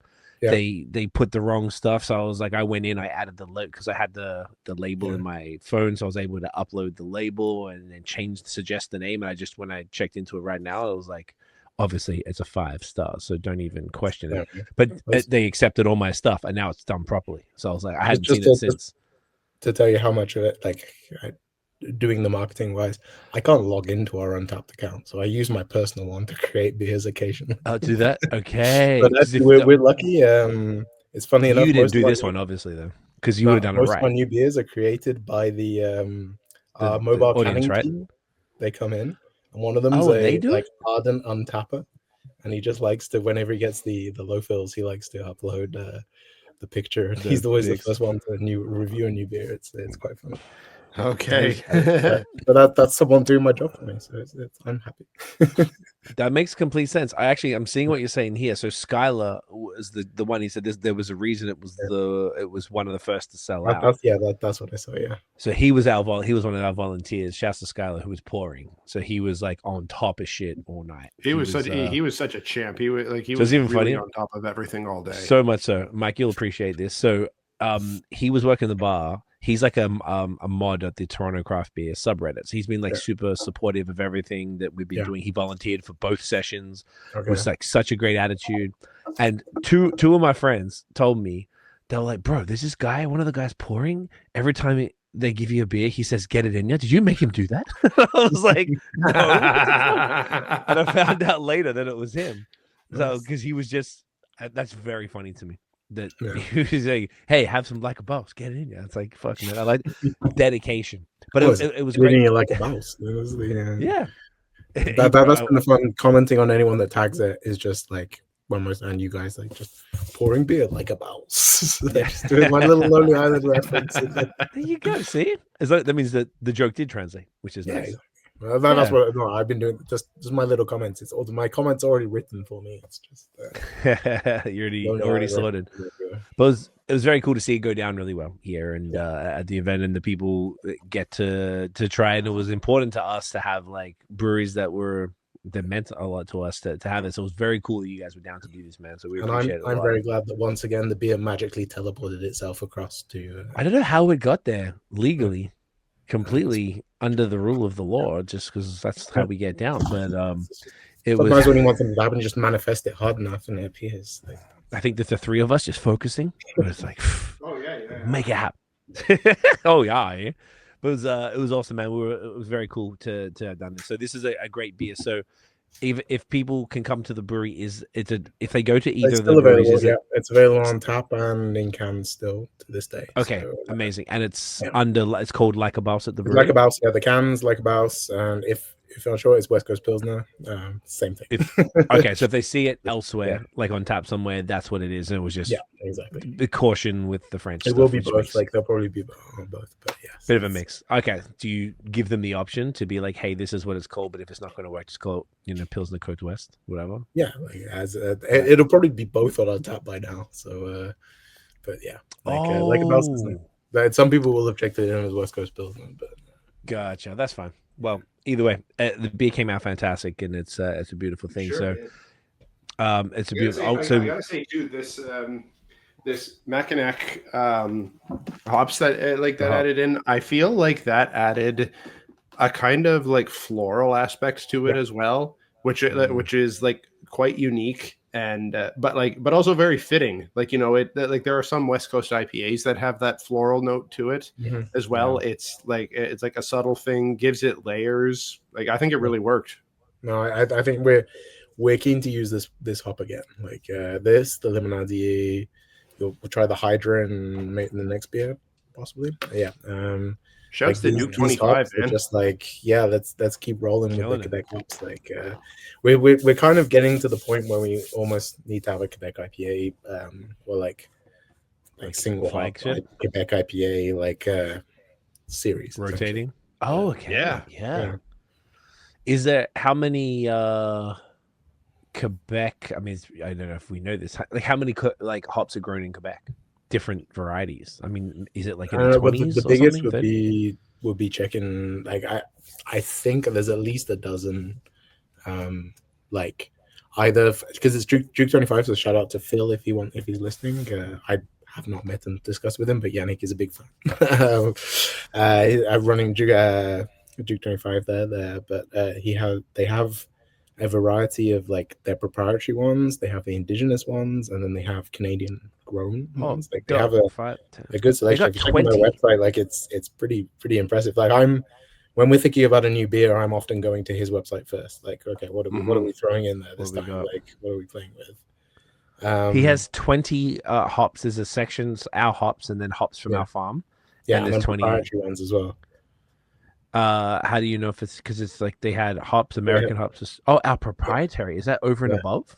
That's his own crossbreed, like hop, cross-pollinated stuff. Like, and that's another 6. So his hops alone are 26. So that's including Hydra, Bergamot, Mackinac, Aztec, Paradigm, and Emerald Spire. No shit, though. And then so we're actually so what's really cool, we brewed it the week before. This year the Pink Boots blend didn't make it to Canada. The hops from YCH. So they did their own one. Duke 25 did a Duchesse 25, like Duchess 25 blend. So they had a bunch of female brewers from across Quebec got together at Saint-Taverne, who are just like very near to us, and they picked a blend of hops to like make the Quebec Pink Boots like beer essentially, and we just brewed our beer with it, and it'll be out in the next couple of weeks. It's called Les Serres du Malt. We have she's Sydney, who's been brewing with us. She was an assistant brewer for a while, and then at the start of the year she became a full-time brewer with us, which is great. Okay. So she led that, designed one. It's one of her first like full recipes that we're bringing to production, and but the label is her and her sisters on it, so it's pretty cool. But that entire blend ended up being Chinook, Limonade, and Hydra together in a certain ratio. So we're cool, fun to play with that. That's sick, man. Well, to say that your New Zealand, your single hop Quebec series could absolutely happen. They've even got an organic hop section, which is another 5, so that's 31 different hops. Yeah, that's Quebec alone from Duke 25. That's pretty fire, dude. I mean, that's a done deal right there. And maybe I could get into it from like so I'm like running marketing and sales side of things at Fleurons. So to get at it from a marketing side, like we've been doing this for a while. Like I've been at the brewery for 4 years, and it's been at least 2 years that I've been writing the like descriptions of the beers and the posts and everything. And the amount of times that I've been tagging Quebec companies in every description, it's been at least like a couple of years. Like promoting them. And what I've realized in the scheme of things is that using Quebec ingredients, like we've found that the quality is there. So by using the Quebec ingredients, we're not losing anything else. Like that's often a fear of like some breweries, that they only want to use like the imported British or German malts to make their German Pilsner. Like we have a really fucking good German Pilsner right here, entirely made out of if you removed all the West Coast style of hops, that's just a good German Pilsner. We could put Duke 25's Mittelfrüh on that, it would still be like a good German Pilsner, right? Like absolutely. So we have the ability here to do some really good styles. We don't compromise on quality if you use the ingredients properly. Obviously you can't do every style in the book 100%. You can't do everything all that way, but why not? More than you'd expect. Yeah, exactly. More than you expect. Often, so many more. Like the price is obviously the issue. It's like in some ways, it's like the malts themselves. It just makes so much financial sense. Like we've been up to 80% Canadian malt out of the Innovation Brew Pub, up to 80% of Canadian malt anyway, and 60% of that is Quebec itself. Like obviously, Canadian malting company is a huge part, and even across to our like production, factory. I'm using, but like our big production facility. That's the word I'm looking for. Been in Montreal too long, bro. Canadian. Yeah, I'm just I'm you forget words, man. As my grandpa says, I'm going colonial. So. He's 97, so we'll excuse him there. But, hey, I like it. That's funny. Yeah, but like we use a lot of Canadian malts in the flagship brews too. Just it's like the quality's there. It makes sense. But like in terms of a marketing thing, it doesn't negate to say that you have Quebec ingredients as long as the quality's there. It only boosts like from the marketing side. And you don't always have to be saying, like, you can do a Quebec beer or a beer like featuring Quebec ingredients. You don't have to go 100% every time either.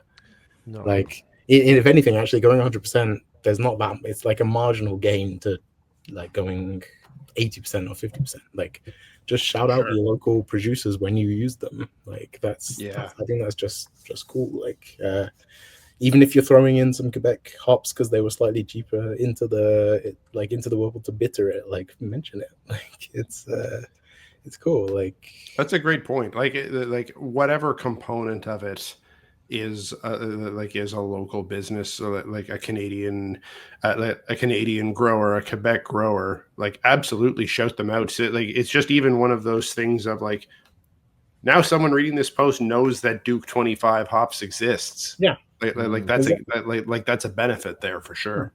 Yeah.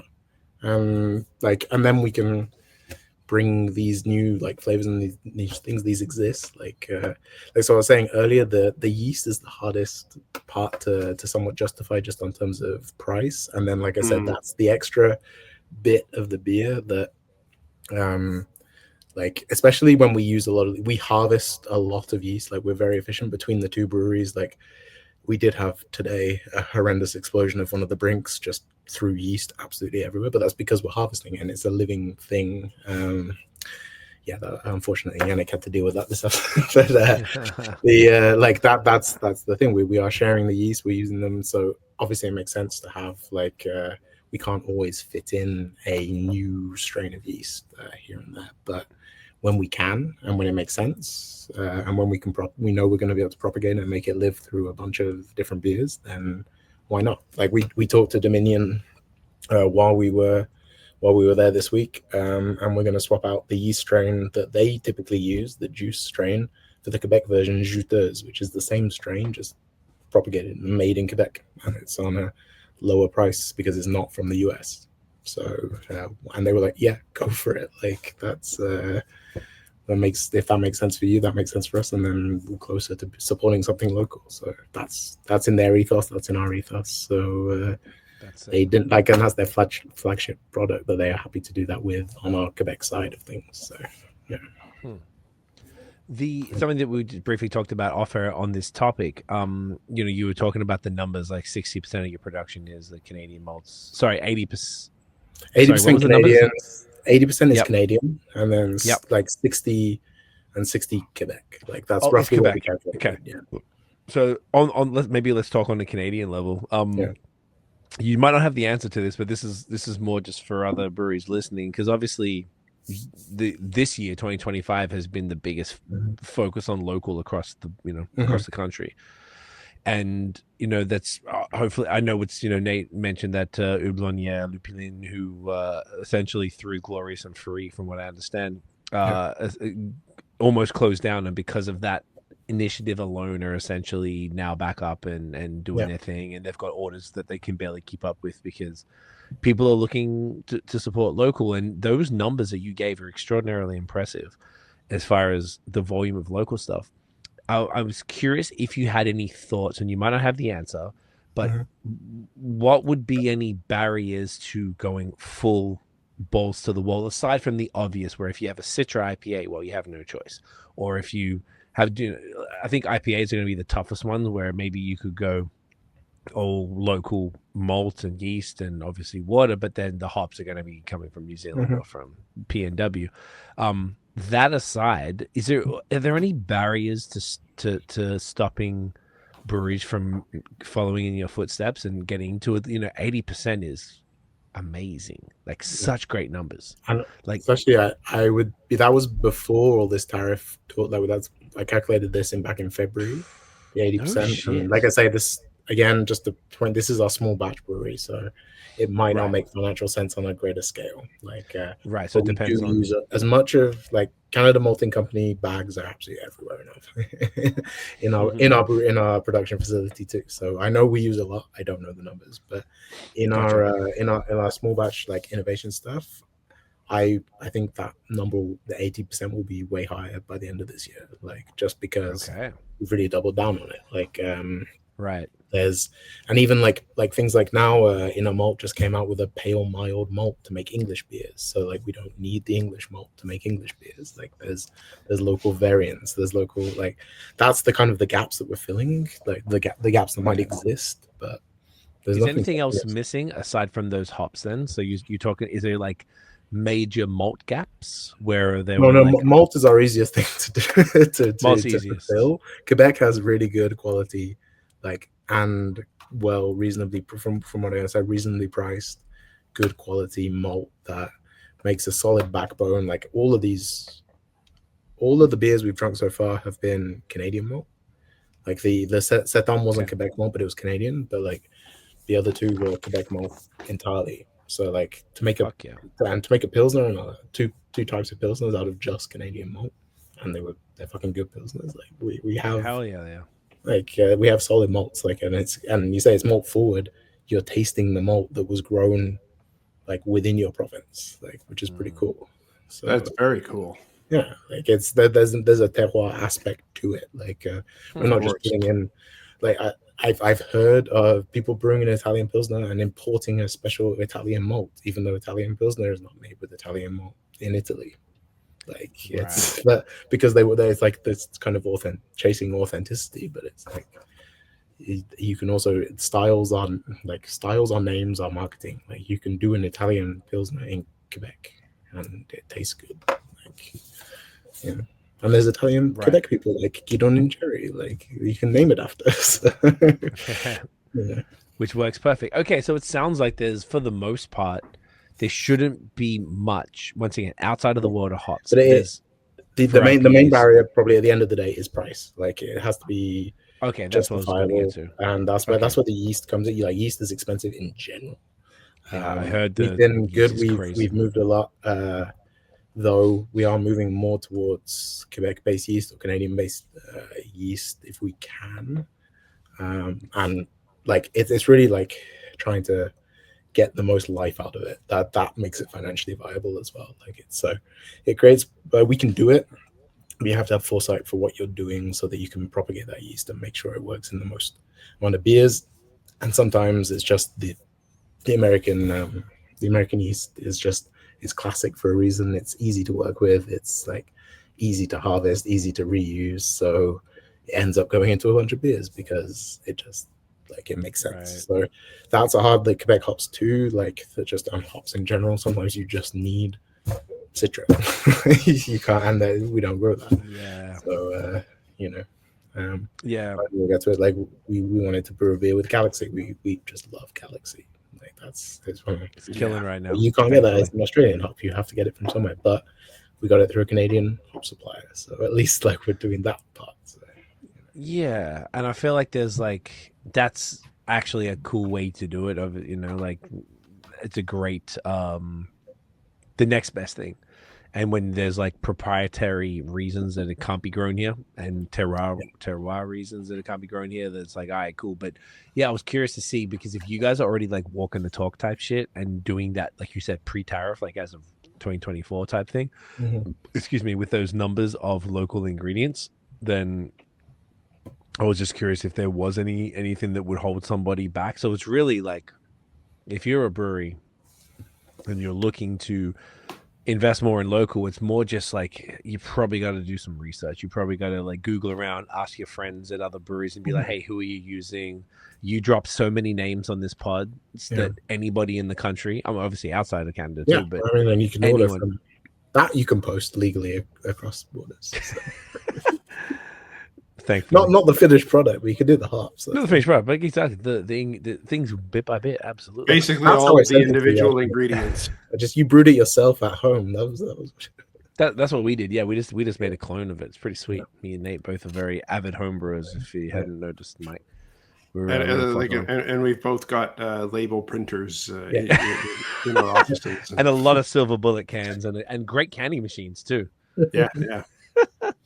No, it's cool. I think it's aspirational, and that's why I always wanted to I think it's worth touching on for folks who are in the industry and listening and want to be, and maybe for drinkers, maybe there's drinkers who are wanting to just like, I want to try more beers that were made with stuff that was grown locally, so that they're able to, the vast majority of Four Origins beers are of local stuff, and you're able to sort of get it, like you said, get an idea. This beer is fucking Quebec in a glass. That's something I wanted to just maybe point out. Like the selection I picked today is a good, like I particularly emphasized it, but we are doing it more and more. And I don't like, we're not aiming necessarily even like, that's not even in our mindset, is to be the brewery that's brewing with all Quebec ingredients or doing as much as possible. Like that's not something necessarily there. And we couldn't claim that because the vast majority of like the in volume of beer that we're producing is not in the same scale, because like our flagships are not quite there yet. Like we're experimenting. There's actually a version of our flagship botanique that we're doing. We're testing it with a Quebec yeast like in a few weeks. So we're doing a batch of that, like a smaller one, just a small batch, small scale, just to see what it does, like just to see where we're at with that. But then that's our biggest seller, so obviously it has to be like something that we test. Is it really? Oh yeah, but still by far our Blanche is our best seller. I think that speaks to how few breweries still brew a Blanche on a regular basis. But yeah, what is it? You guys in Unibrew? No way. Yeah, that's been 6 years now. Like it was a year one beer that they did. It's still leading. The IPAs are sneaking up. Like, but what's your Blanche called? Botanique. Oh, The that. I'm gin, sorry. yeah, Okay. Yeah. The gin. gin, Okay, yeah. gin aromat, like the gin beer. Yeah, I didn't realize it was a Blanche base, but that makes yeah. complete sense. It's a wit beer. Lots We of herbs. won 2023. We won best wit beer in Canada. We just got busy and haven't reapplied, so I still think we have the best one. But Well, wouldn't be surprised because We it's believe like it. Yeah. nobody does them like Quebec does. No, that's not like a No, Blanche it's not. or a white. Like maybe they have wheat beers out here, but like it's not I'm the sure same there's some level. fantastic ones across the country. Oh yeah, for sure. Like, Yeah. but yeah, like it's so that's not what we're going for, but it's something that's become into the ethos at our brew pub because of Yannick, because of what he's going and what he believes in, and but also like I fully support that. So marketing, production, and meeting, and we're just like, why not? Like, Yeah. the main thing for Origins is always about accessibility of beer. Like we want easy drinking beers that introduce you to the style in a way that's not like smacking you over the head with whatever like it is. Like we're not going too hoppy on the West Coast IPA, on the West Coast Pilsner. We're going just a nice balance. Like you can have 5 pints of this if you want, and that's what we want because ultimately we sell 5 pints. But like too. it's we want beers that are accessible, and if that just means like if we can slip in Quebec ingredients and make them local at the same time, like it's good for us.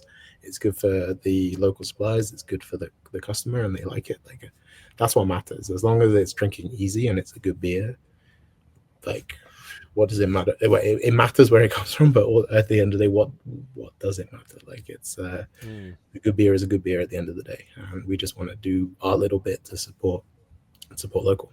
So That's a cool way to look at it, man. Like make the best beer you possibly can. If you can make it as local as possible, then great. But if the ingredients are, because beer is hyper specific, like we've sort of discussed at length as far as like the different things that you need. So if you can make it as dope as you can with the Quebec ingredients or Canadian ingredients or wherever you're located, if you're in the States, like I imagine you probably want to use as many local. If you're in Michigan, as many Michigan hops and malts as you can. Like it's I don't know, it's a cool way. I guess it's I feel like I'm seeing that across the board, and it's almost like a reversion. It's like the anti industrial era shit where like we mastered agriculture and we did all this stuff to try and like feed and get stuff out to a bunch of people, and then we're kind of like going back to like, but it's kind of cooler if it's just a small batch. We go to the butcher that's like hyper local that gets the meat from the farm that's 2 k's down the road, and then you're drinking the beer that gets the malt from down there, and like it's an interesting sort of switch of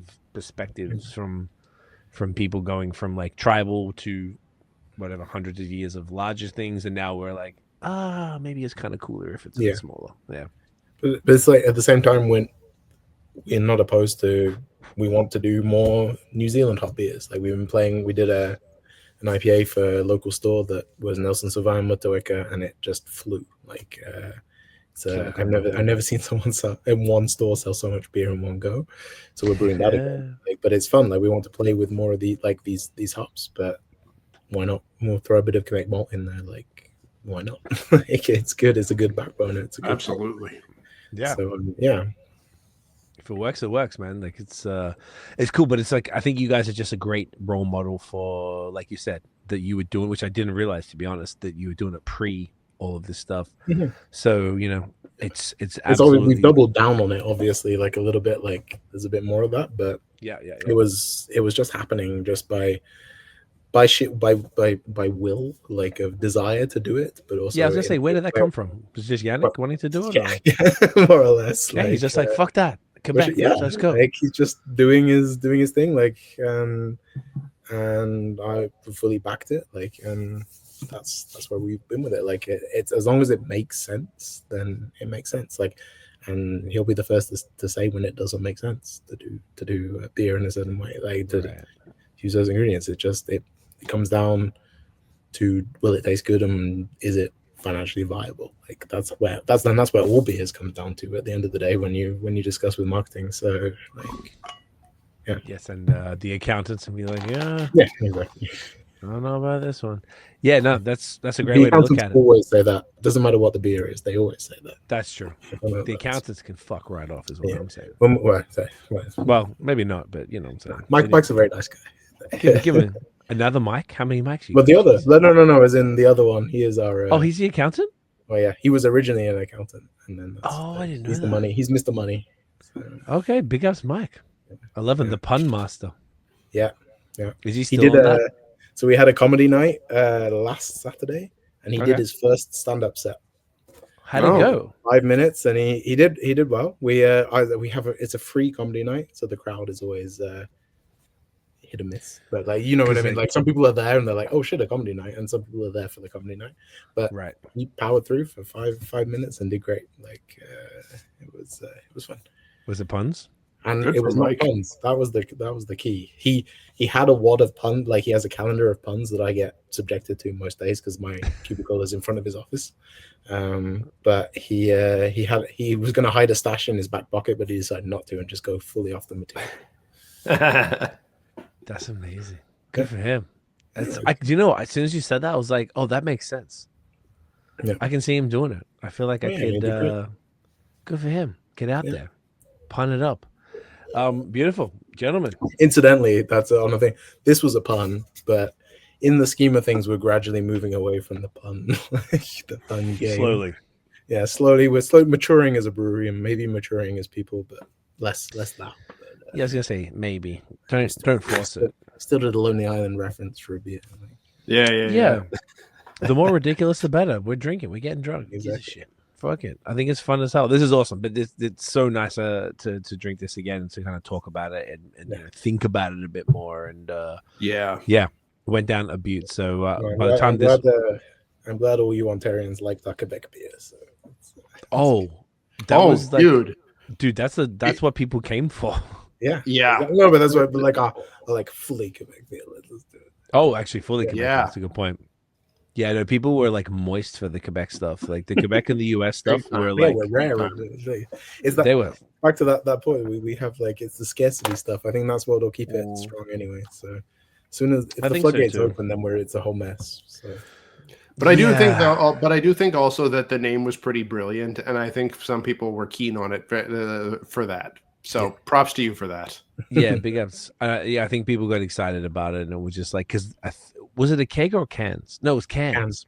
Which means they got to see it, and that got people probably more excited because I think the keg people. There's only like out of 40 beers, 15 kegs, if I'm not mistaken. So, that is correct. Good. It was cool when they got to see, the cans to be like, oh, this is real. Like, oh shit, like. You know, they got excited over it. So it's we had fewer Crispies, I guess. No, we had 8 Crispies, I think, if you include the English. Sounds like some pretty good ones. Oh yeah, the lineup was awesome. We lucked out. Like it wasn't even like we were looking at it later. We were doing all the beers and we were like putting all the, pitching the exact same way. We were like, hey Mike, if we'd love to do a collab and we'd love a West Coast Pilsner, if that you think that's good. We're kind of doing the same thing to literally everybody. And I don't know, maybe a few months after doing it all, we're kind of like, let me just like tally up where everyone sort of landed, where they've all landed. And it just kind of was like, oh, wow, we've got like, one this star, boom, boom, boom. Like obviously the balance of the final list was amazing. It was so good. It was so unintentional. It was intentional, but we weren't measuring it. So we didn't know where it was at. And then we did the way we split the bars. Braden and Shasta Braden from Blood Brothers was like, why didn't you do, because we were supposed to do originally like, here's a lager bar, here's IPAs, here's a stouts. We were like, he goes, why don't you just do 2 bars and then make them basically the same amount, which is much smarter because all the Haze boys wouldn't have been exposed to all the other congregating at certain places. Sure, and then they missed out on all the other beers, right? Whereas if you just go to 2 bars and we basically made them, if there was 4 lagers on each and there was 5 Haze in each and there was 5 Westies in each and that worked out super well because it encouraged people to go to both bars to try and try all the different stuff. And now I'm looking at Untapped as well and seeing all the photos of the beer, of the glass, the festival glass, and people seeing stuff and saying little comments that, like you mentioned, that Skylar said. And I know it's really cool. It's really heartwarming to see because there's a lot of work from the brewery, all the breweries, obviously, like you guys put in tons of thought and work on that. Nate and I had tons of work to, all the calls and brew days for as many as we could get to, and just seeing then how excited people were, and then at the event, and then checking Untapped later, I'm like, oh wow, people were like really fucking with this. Like there was no slackers, everything slapped, and was very grateful. So it's I say I have Dominion City's one. They bought it Voyage. my fridge after Tuesday's visit. And I'm very much looking forward to that. Nice. You'll enjoy that Especially, a lot. Nate, your description on the recap episode was like I need that beer in me right now. Yeah. No. You kill that one, keen Nate, for you to actually. try it. Yeah, you like it. It's they nailed it. It was a beautiful beer. It's they did perfect. really it's good. So nice. Not surprised once again. A beer that was really catered to their skill set, which Dominion obviously can do a lot of stuff, just like you guys can as well. But their dark beers are exceptional. Yeah, really great shit. For sure. Do we want to do the next one, or do we want to take a quick bathroom break? Let's do a bathroom break and then the next one. I think that's I'm starting to feel a little. We're over halfway. We're good. Volume wise, like, break the seal and get it going. And we got it going. All right, guys. We'll be back in a second. And we are back. And we're back. I just learned that Glorious I'm Free was in the national anthem. I didn't know that. Good citizen you are. Well, you know what? The funny thing, just like as a citizen of the wonderful Great Britain, there's so many things that they make you learn when you go to a new place. We're just talking offline about Mike's citizenship coming up, and I had mine a couple of years ago. They're like, all the new Australian citizens learn all of this stuff. I'm like, I don't fucking know. Like, and all these things that I learned about Canada, I remember taking the test and we were driving through Montreal. I'm like, oh, and the names of the roads. I'm like, that's the fucking guy that did the thing. Like, you know, it's you learn so many different things about the place when you're. I for sure can pass a British citizenship test right now. Like, you could or you couldn't. I would find Australian one big time. Yeah. But yes, so good mates of Four Origins across the what is it? Ottawa River, right? Yeah, I guess. Yeah. Even there on the stuff. We didn't have to cross the river to get. Well, I guess we had to cross like somewhere. But yeah. At some point. Is it called the Ottawa River? I don't know why. Did I just say that?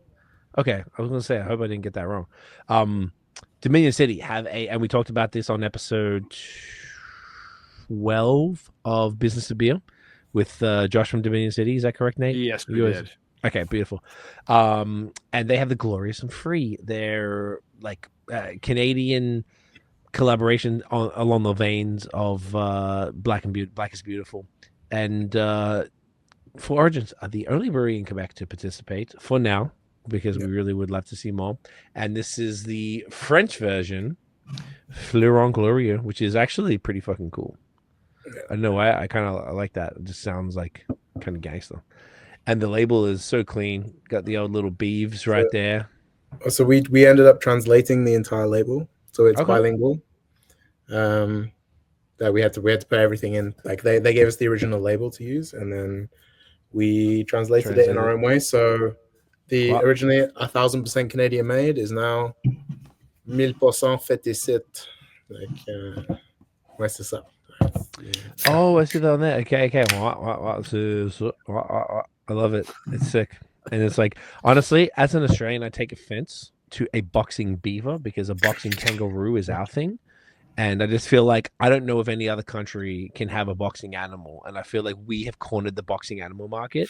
So I'm going to need to talk to Josh and the team about that. Because... So you feel like this is co-opted a little bit? Yeah, I feel a little upset, Nathan. I just like, you understand, right? Like, you get it. You get me, bro.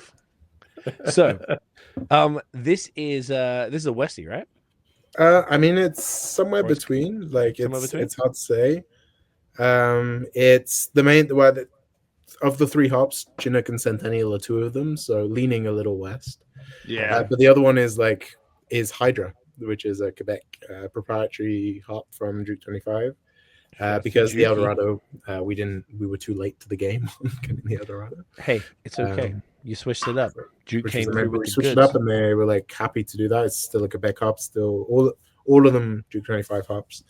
Malts, inner malt, and malt brew again, and then the yeast is Juteuse from Le Labo, which is the one that we're considering putting into Sunsplit. So cool. Yeah, so it's kind of somewhere between hazy and West Coast. It's like it's a Quebec IPA. That's what we're That's what we're calling it. It's an IPA. It's a Quebec IPA. That's what it is. It's I love that. It's a beautiful thing. Well, with that, are y'all ready for a little sip? Yeah. Yeah, so I only had a sip of this before, so like a tiny sip. So I'm really getting into it today. Gentlemen, Cheers. put that in your face.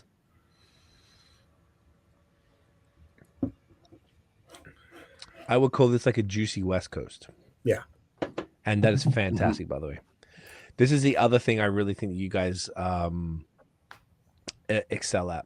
You guys really are phenomenal with the Westies. I feel like it's just something like just like your lagers. You're really like great with the hops and the usage of the and like a Westie and a lager are very kind of like parallel.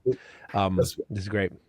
I was very like when you guys were announcing the lineup for your anniversary, I was very surprised when you were like, oh yeah, Fleurons, they do great West Coast lagers. I was like, I think you guys are the people that know, like, I don't know how many people know us for that. I know a lot of people know us for sour beers. I know a lot of people like, but we are that, we do a lot of styles. Like obviously we do a bit of everything. Like I said, accessibility is the key thing. But yeah, like this West Coast and Pilsners are what we like. So like it's just fun to see that that's shining through for people on the other end. Like maybe those are standing out because that's what like a small team of stuff, that's what we like to drink ourselves. So that's shining through when those beers come out. Like our flagship West Coast, we've refined it, we've rebranded it this year as well to have a bit more like California vibes to it, like a little bit more like West Coast style.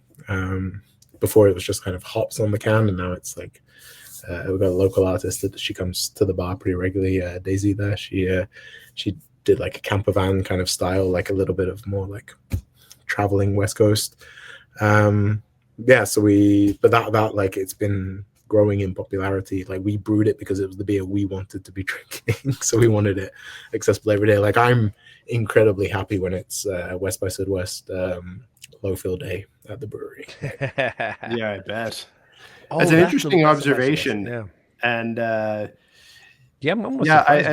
think that like the reason that's what stands out for us is that is what Craig and I like that's what we like most to drink. Yeah.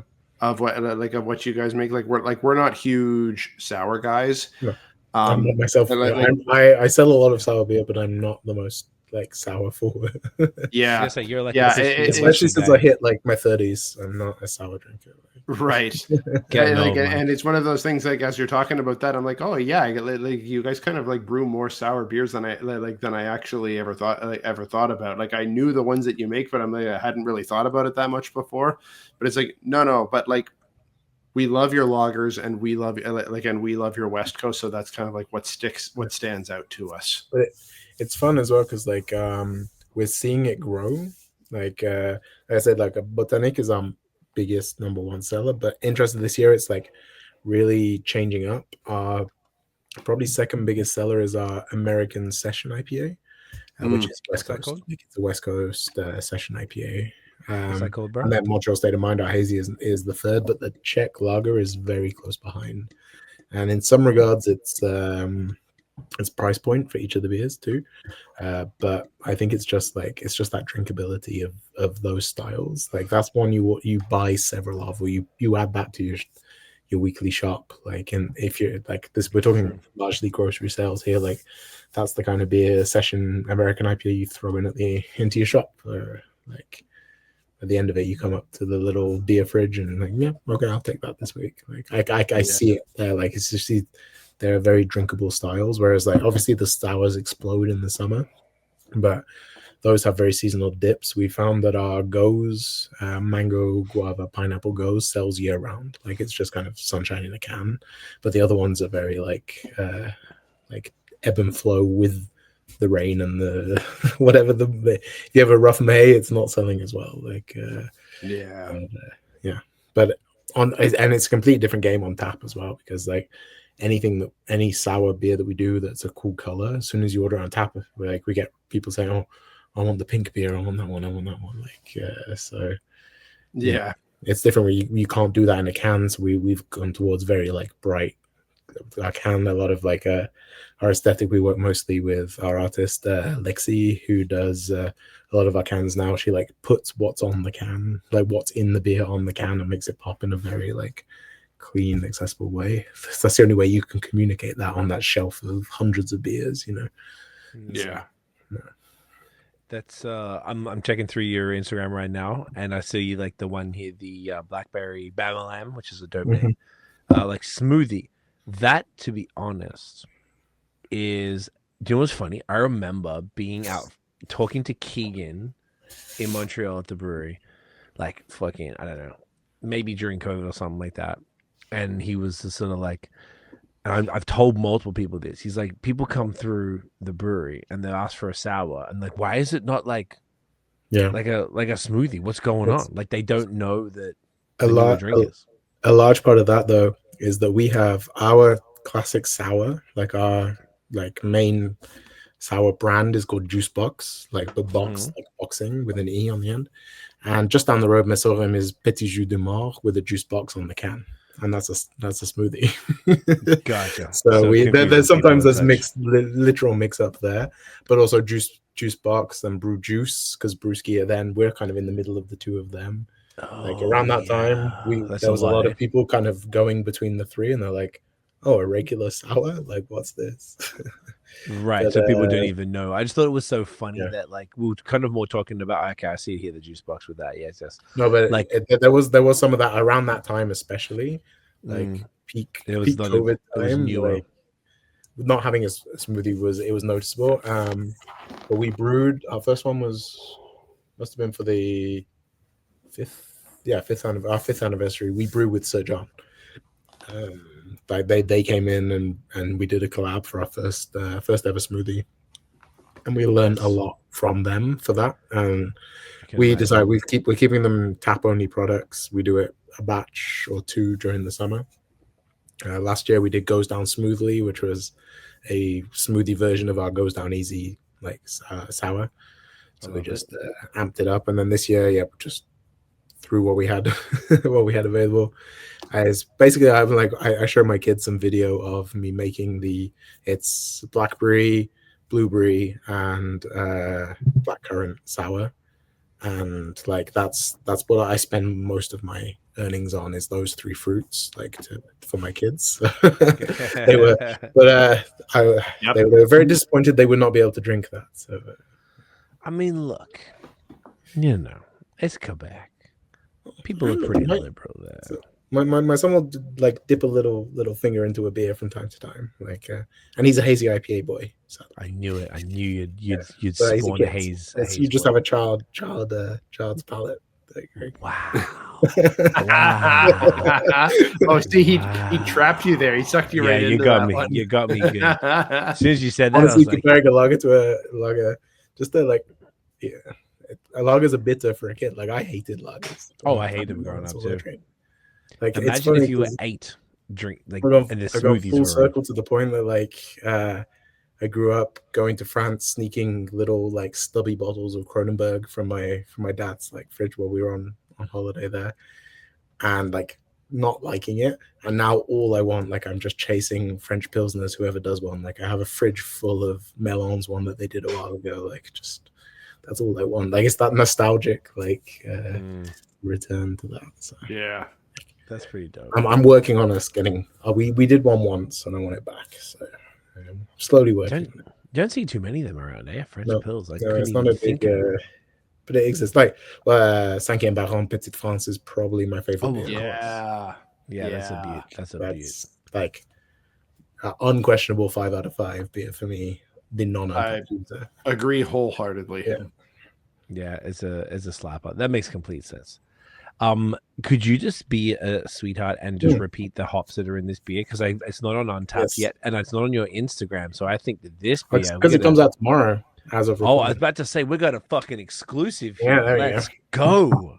Yeah. That's amazing. But also, it wouldn't be that tomorrow because I don't do that anymore. But I'll do it for you. Do you want to create it for me there, Craig? You do some work for me. I can do it for you right now. Let's create this shit. I actually never normally do that.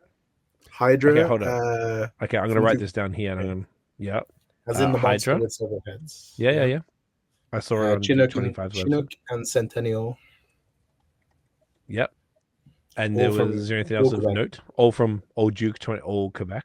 Old Duke 25, yeah. Inner malt, malt brew are the malts, and juteuse from Le Labo as the yeast. Okay. Right. I'll update it tomorrow. Don't worry, just create it and I'll let it. All right. I'm gonna talk to me. This must be a note from the Hydra, but one thing that I'm getting off of this is lemon candy. Yeah. No, I think it's their tasting notes. I looked briefly. It's like bright citrus, lemon, tangerine. Like, I think that's probably, I don't know if that's like specifically the Duke 25 like terroir there, but like there's a lot of tangerine, like orange, like, lemony citrus there. Like, and that's possibly just because it's all growing in the same place, right? Like, and could very well be. Yeah, they're offshoots of each other and things like that. But something we like. It's like bright is a great word for it. As I was looking, like it's definitely So the Hydra. What do you know? What the tasting notes of Hydra is? I say it says bright citrus, tangerine, clementine, grape, and orange zest, which I think pretty much sums up this beer. Yeah, clementine, grapefruit, orange zest. Yep, totally get all of that. That's where you get like you're saying it's a juicy West Coast. It's got like that like pithy citrus in the back, like that you would get like from the West Coast. The Hydra doing that, the Chinook and Centennial also pulling that in. Plus, but then a little bit of like the juiciness in the body, and that'll be the juteuse yeast, which is juicy yeast, right? Like right. I love that. I'm just adding this in for you now. I actually haven't done this from the beginning. Like, actually didn't. I've edited ones, but I've never actually submitted one. But I feel kind of gangster right now. I'm doing this shit. That's right. But you'll fix it because I'm just writing this shit down. I pay you as a temporary worker now. Yeah, I was like, okay, where should I send the invoice? Okay, with Quebec, Hydra, Chinook, and Centennial, that'll do. Add new beer, yeah, ho, let's fucking go. I'm gonna be the first one to check in. Yeah, let's fucking go. You don't know about that. You don't know about that, yo. You don't know about that. Why don't we do a beer with a boot in it? We should have done that. It's kind of fucked up. Yeah, it's not too late. Okay, this is great. No, honestly, this is a fantastic beer, man. I think this is like the Hydra is interesting. The malt profile is super interesting. I think it's like a great it's like such an Nate and I are massive Westie guys, and this is speaking to us. This is fantastic. Indeed. It's exactly what I thought it was going to be. Yeah, I've not yet had any of the other glorious and free ones. I don't know if you guys have. Probably have Dominion. Town. Yeah. Dominion sold out. They told us. Oh yeah, because you didn't have the Dominion one on the Dominion episode. He wanted to send it, but he was like, by the time he sent the beers to the episode, because they didn't have it when we went yesterday either. That was they have they did re-release it after the episode was recorded, but if they didn't have it when you were there, they must have sold out of that second batch already.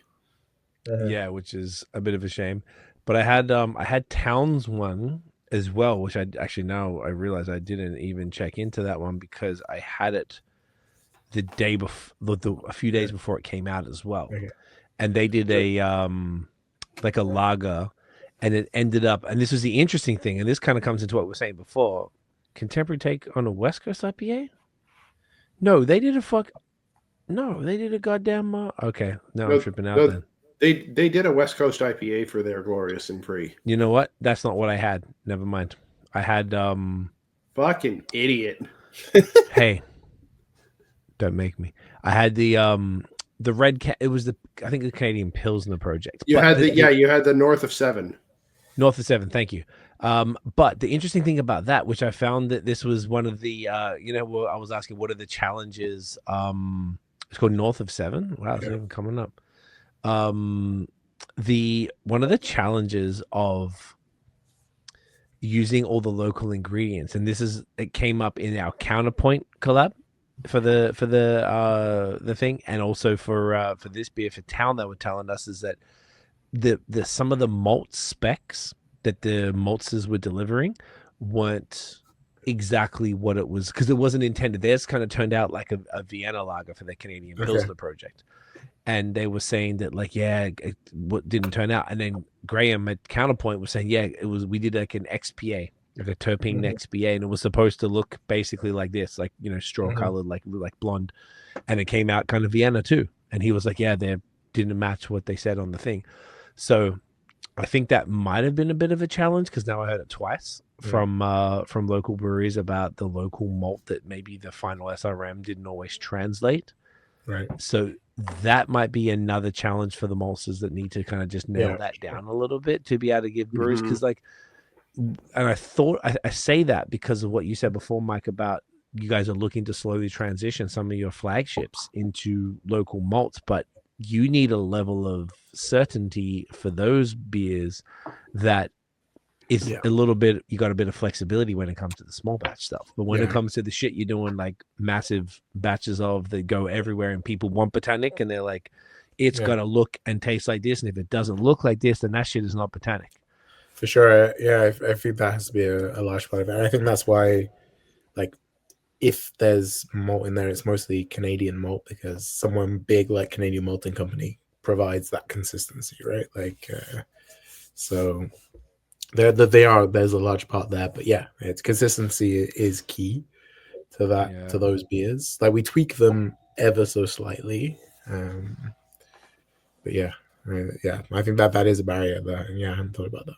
So, which I'd never really thought about too much until sort of this came up. I was like, well, you know what, that is a fair take, and it's more just like, it's like just something for the malt companies to keep in mind, is that, like, if you want to have you want to switch over Canadian breweries to your product, one thing you're going to need is that level of consistency. Otherwise it's just not going to work. So that was, have you guys run into that at all with any of this, or it's been pretty not that's reached me. Like, I haven't heard any issues with Oregon, but like that again, like I said, we're running the Quebec malts, we're running mostly in one-offs. So if something doesn't come out quite the way it was expected, it's okay. So no, I haven't heard anything really to that point. But that's why, like, this is happening. Like, it's predominantly in our innovation facility there, like that we're testing this kind of malt. But like I said, the Canadian style, the Canadian Malting Company stuff is consistently consistent.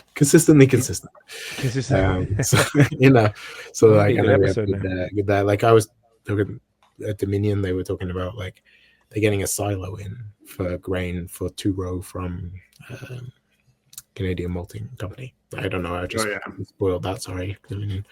But like that's good. Like, they're getting enough of that grain from local companies, or like they have enough of, like, a contract for a big enough thing.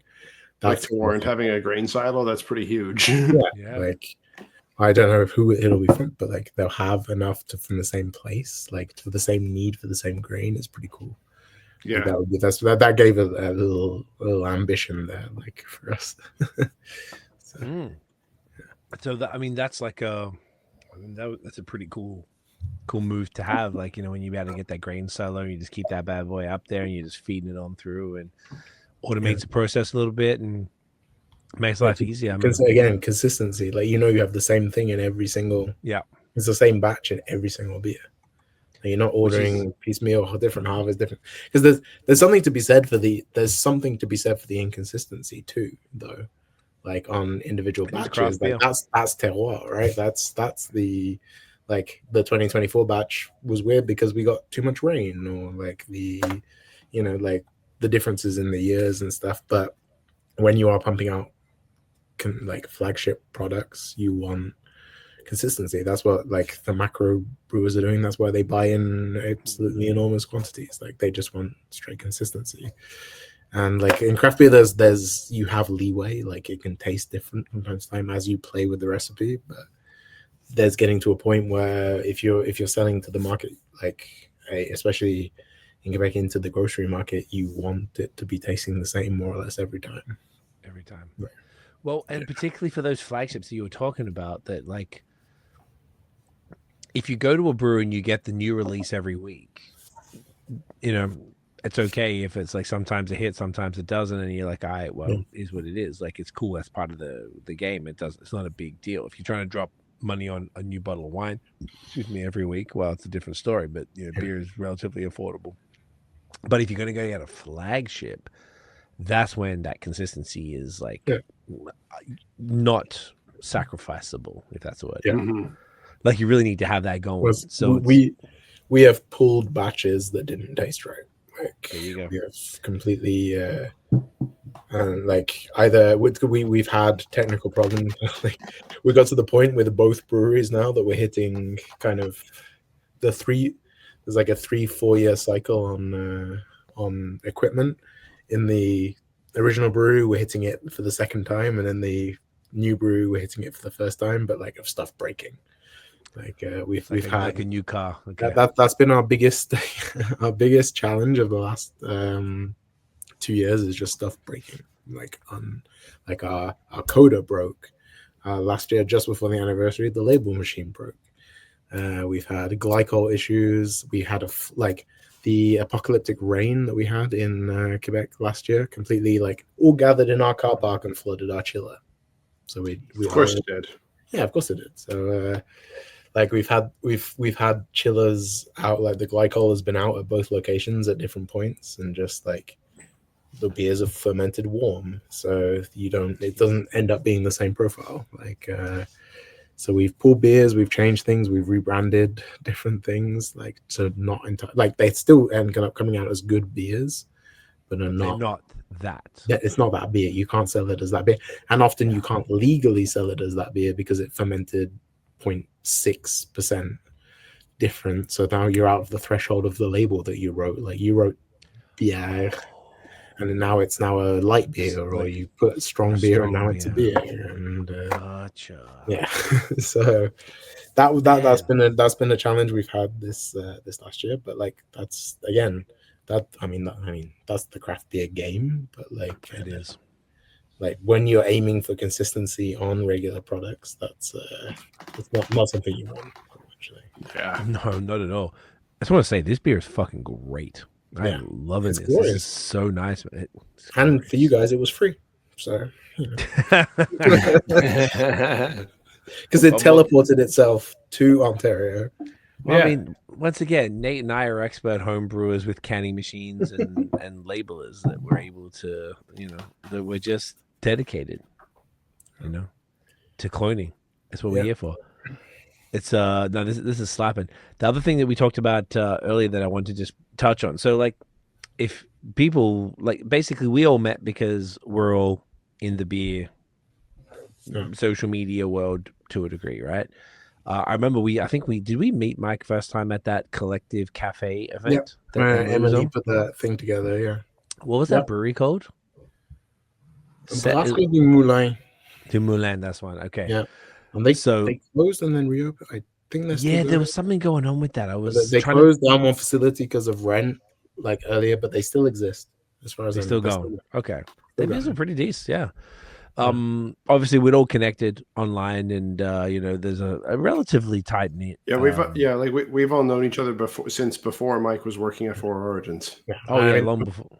And before Four Origins, I was writing for Beerism, so as a friend of. And we've known you before that too. Yeah, and even before that. Yeah, but that was a pandemic thing, and then before that we knew each other. We met in person, then pandemic stuff, and then beer influencer bubble. Yeah, that little sort of content creation world. So we knew each other. I just wanted to really touch on. I just thought it was interesting that your trajectory from doing. Obviously, you still post. I still see your posts. You're doing it less frequently, obviously, because you're now in a position. Because you're actually doing shit rather than sending you a dick, but also, like, you're probably in a position, you're working for a brewery, you might, it's a little more of a challenge for you to be able to put stuff out, and I would imagine just from that, and I've seen that with other folks in the past too. Yeah, just for like objectivity reasons and whatnot. Absolutely, it's honestly more the it's that plus 2 children. Yeah. It's getting a because I like to take my pictures outside, and the daylight hours, as you know, don't exist outside of like I either have to drink during the naps or like it has to be light when I put them to bed, kind of thing. So well, in the summer I'm a bit more frequent. In the winter we're just dead. Yeah. It's a little bit easier. Like I'm very much like you, Mike. Like I also prefer to take my photos outside, and it's much easier in the summer. That like it gets a bit challenging in the winter. Yeah, if you drink right now we're in the sweet spot with bedtime at 8, but the sunset at like 8:45. Exactly. Let's go. We got golden hour happening just as I come out of the bedroom. Like let's go. Yeah, and we've got we've got maybe another like couple of weeks while the days are still getting longer before before it starts to shrink on us again. Yeah, exactly. Jesus. So that's part of it. It's also. I got when I moved to doing 4 Origins posts, like doing our beer posts, I decided to make a bit more of what I was doing with Beer Brit, with like the history side of beer, and just posting like beers that interested me because they had historical origins, or like going more into the blogging side that I got into with Noah, like long form kind of posting. So again, that takes up even more time, like, and mental energy just to think up what I'm going to write.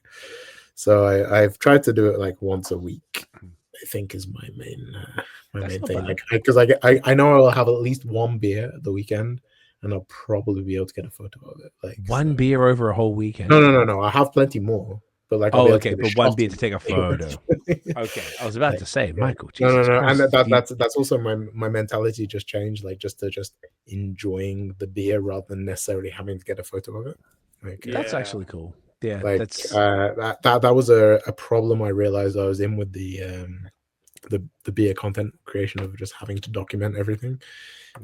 Like I'll catch up. Like that was ran me on Untapped, and I was like, I'm here drinking one beer. I'm just gonna update all the others I still have because I still have photos of them, but I just haven't done it for a while. And and then the rest of the time I was surviving on low fills and surviving, he says, but living off of and thriving and our marketing samples.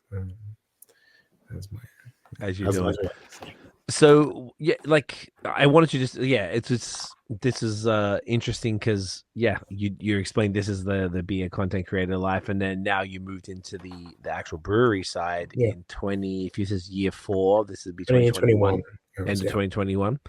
I mean, I can go into like how it happened. Can you? Just tell your story, and just for the perspective of people who might be thinking about getting into beer. This is, Mike, you're a fantastic example of someone who was very supportive and of the beer industry, promoting the beer industry proactively, turning up to events, connecting with people, just being a cool motherfucker, and then moved into the actual side. So just in the interest of time, can I suggest that we maybe crack the last beer and then we get into that story? Yes, let's do that. Yeah, that's not a bad idea. I kind of feel like I broke the seal. Are you guys fucked up, or is that just me? I'm also feeling the same. I go with the tea break before that one. Chugged like a liter of water while I was after the. Well, you doing that? Oh, you're a smart man. All right, you got to dose it. I have to get up at 6, so like. Oh, I got to get up at noon. All right, beautiful. Yep. No, I'm doing the same, man. So I'm lucky if it's 6 as well. Oh god, fucking. Last year was worse. I got up at 2 and 4 after the podcast. It finished at midnight. That was terrible. 2 and 4. That's rough. Yeah, 2 and 4, and then 6, 2, 4, 6. Oh no. Yeah. So this is why I'm good. They sleep through the night now. Like that's it. Like get your oldest into a bed. My oldest sleeps through the has been sleeping through the night reliably. Like since for quite some time now, and I'm about to jump back into that whole realm of oh man, no sleep. He'll regress just because he has a sibling. Yep. And I'm about to jump back into the fire on that. It's going to be great. Back in the trenches. Let's do it. Get a dog, guys, ladies and gentlemen. Get a dog. All right, we're going to pause. We'll be back in a sec. Dog, beer fluencer. Let's go. Oh, and we are back. We are so back again. We are so back, and we're going to move on. Just before we get into Mike's story, there, the final beer of the pod, the Andromède. IPA collab with Hops Connect. Is it all Galaxy hops, Mike? Yeah, it's all got. Yeah, I'm pretty sure Galaxy dominant at least. But it's a collab with Galaxy as well, and It's a Yeast Canada collab with Innovations. Galaxy. Well, it's a cross. Like a bunch of breweries have done it. Like I've seen in Ontario and Quebec. A lot of them are a little less. I'm gonna say okay. Repping the Hops Connect on the front, but Galaxy is the heavy. Like a lot of Galaxy beers came out this year. It's an initiative by Hops Connect to promote the 2024 harvest of Galaxy, right? Like, because I think you've discussed it before on the podcast, but like Galaxy is one of those ones that shifts a lot year by year. Yeah, we sure have. I think 2023 was a rough year for a lot of. That sounds right. Galaxy. So a lot of got a lot of. Look how fucking good that looks in there. Oh, yeah. Oh yeah. Let me take a look. Yeah. Sorry, I was just writing This is our proof we can do haze if we want to. Like there we go. Yeah, that's right. There you go. But Sorry for all the people Hops with Connect baby reached out to palates. us to know if we wanted to be part of this this collab, like with a bunch of breweries, just to showcase Galaxy. Really, like the 2024 harvest. I believe, like I said, because 2023 had turned a few people off, so it was kind of like an exercise for them. And we work a lot with Hops Connect. They're like Chris from Hops Connect. Shout out if he's listening. Is a fun guy, and we brewed this beer with him, and with Thibault from Yeast Canada Innovations, who are a Canadian importer of yeast, as far as I understand. So it's not Canadian yeast, and they're not Canadian hops, but Canadians are importing them, and it's providing Canadian jobs. So that's always a benefit. You know what? That's what matters there, Michael. Exactly. And we boosted this with actually an extract of Mosaic because we'd used all our Galaxy extract, but whatever, it works. Hey, Mosaic's great. From Abstracts, and at the base is all Canadian malt. Like just like not even that's one where it's not even by intention. That's just what we brew with. So it's like, so this is almost like Cee in a beer here. It's an Australian Canadian beer here. Yeah, like Mike, I kind of feel like you picked this just for us. I did pick beautiful it for man. I knew you did because you're a beautiful man. Nathaniel, cheers, gentlemen. Get that in your face hole. Cheers, boys. I feel like I'm getting that Mosaic berries on the nose there. Yeah, well, that's really that extract there is like. Oh, there we go. I go. don't know what they're getting it from, but it's somewhat similar to the terpene kind of thing, but for hops, like how they abstracts. Yeah, we use it in one of the collabs. I don't know a ton about it. I think it's the same as abstracts. Is the same as what is it? As maybe some of the hyper boost. I think, if I'm not mistaken, it's all similar methods and everything. Similar. We ended up using brand name. Our Galaxy ones we ended up using in our hop waters as well to boost the hops. Oh, nice. How'd that go? So they're the best batch we've done so far. Hell yeah, for sure. It's doing well. But we had some Mosaic left over. We thought we had Galaxy left over. We have Mosaic left over, but it works perfectly. We wanted to do a double Galaxy, but we actually have got to the point where we're having kind of a series of Galaxy IPAs now. Like we've had one called Constellation. The last one was called Nebuleuse, and then this one Andromède, so it's all Galaxy themed, right? Like, the Andromeda Galaxy is the next closest Galaxy. So I like that Galaxy. Some good people there. So like, it's just a profile that there's a few of us. If we're drinking hazy IPAs, we like Galaxy a lot. Like, but again, it was hit or miss sometimes, and this one hits. So yeah, definitely. I'm This getting does like hit for sure. It's punchy. Great body, punchy, peach, citrus. The yeast is called Pineapple Passion from Yeast Canada. So like extra boost on the juice, like pineapple juice. And we ended up using that in our smoothie as well, and we've used it in a couple of other things like to really boost some stuff out. Like it definitely seems like it's like it's a haze forward yeast. Yeah, as our mates at Escarpment Labs would describe it. who also are now Le Labo. Yeah. This is a great one, man. I like this. I like that you guys work. Hops Connect. I'm seeing them more and more out here in Yeast Canada. I've seen them do a few beers with people, and I think it's like. Well, that's it. There's this series smart. of beers they're doing with a bunch of people. Like, I know in Quebec, I saw there was Nano Cinco did one. I saw a few out in Ontario recently. Like, actually, in the Dominion City store, there were a couple. There was some like collaboration on the amount of hops that were like, there was some samples thrown in there, so like it's a very appealing offer to do this, but it was like it worked out well. We wanted to do another Galaxy IPA, so we were more than happy to do this. Yeah, man. No brainer, as we like to call it. No, totally. It makes a lot of sense to do it, and I feel like but like you'd probably learn a bunch from the suppliers as well about this. Yeah, and they both came. Chris and Thibault there, they both came down for the brew day, so it was fun. Like, have the suppliers in the house, not necessarily trying to sell you anything because they've already sold you the stuff. So you can just hang out, they're just going to hang out and like talk about beer and stuff. So it was that was fun. That's good, man. It's like relationship building within the industry is good for everything across the board. Yeah, I love it, man. This is fire. So yeah, man, speak to your story of like sort of the journey through Four Origins and how that sort of came about for you, because I don't even know if we ever talked about it. I don't know. I think I've glazed over it because I never thought of it as being like, or even just in person, like off the pod. I don't even know if I was like, oh shit, you're working for Origins, sick, bro, and you're like, yeah, I'll drop some shit, yeah, sick. But it was not like, oh, how did this happen? Like, exactly. We just like you just yap and we didn't even get to that. So I'm actually like personally curious of how this went down. I'm gonna start kind of full circle because for me, honestly, like I got into craft beer in Canada. Like I'm a British guy and I wasn't drinking beer in the UK. If anything, I was drinking cider. But I got into craft beer around like 2000.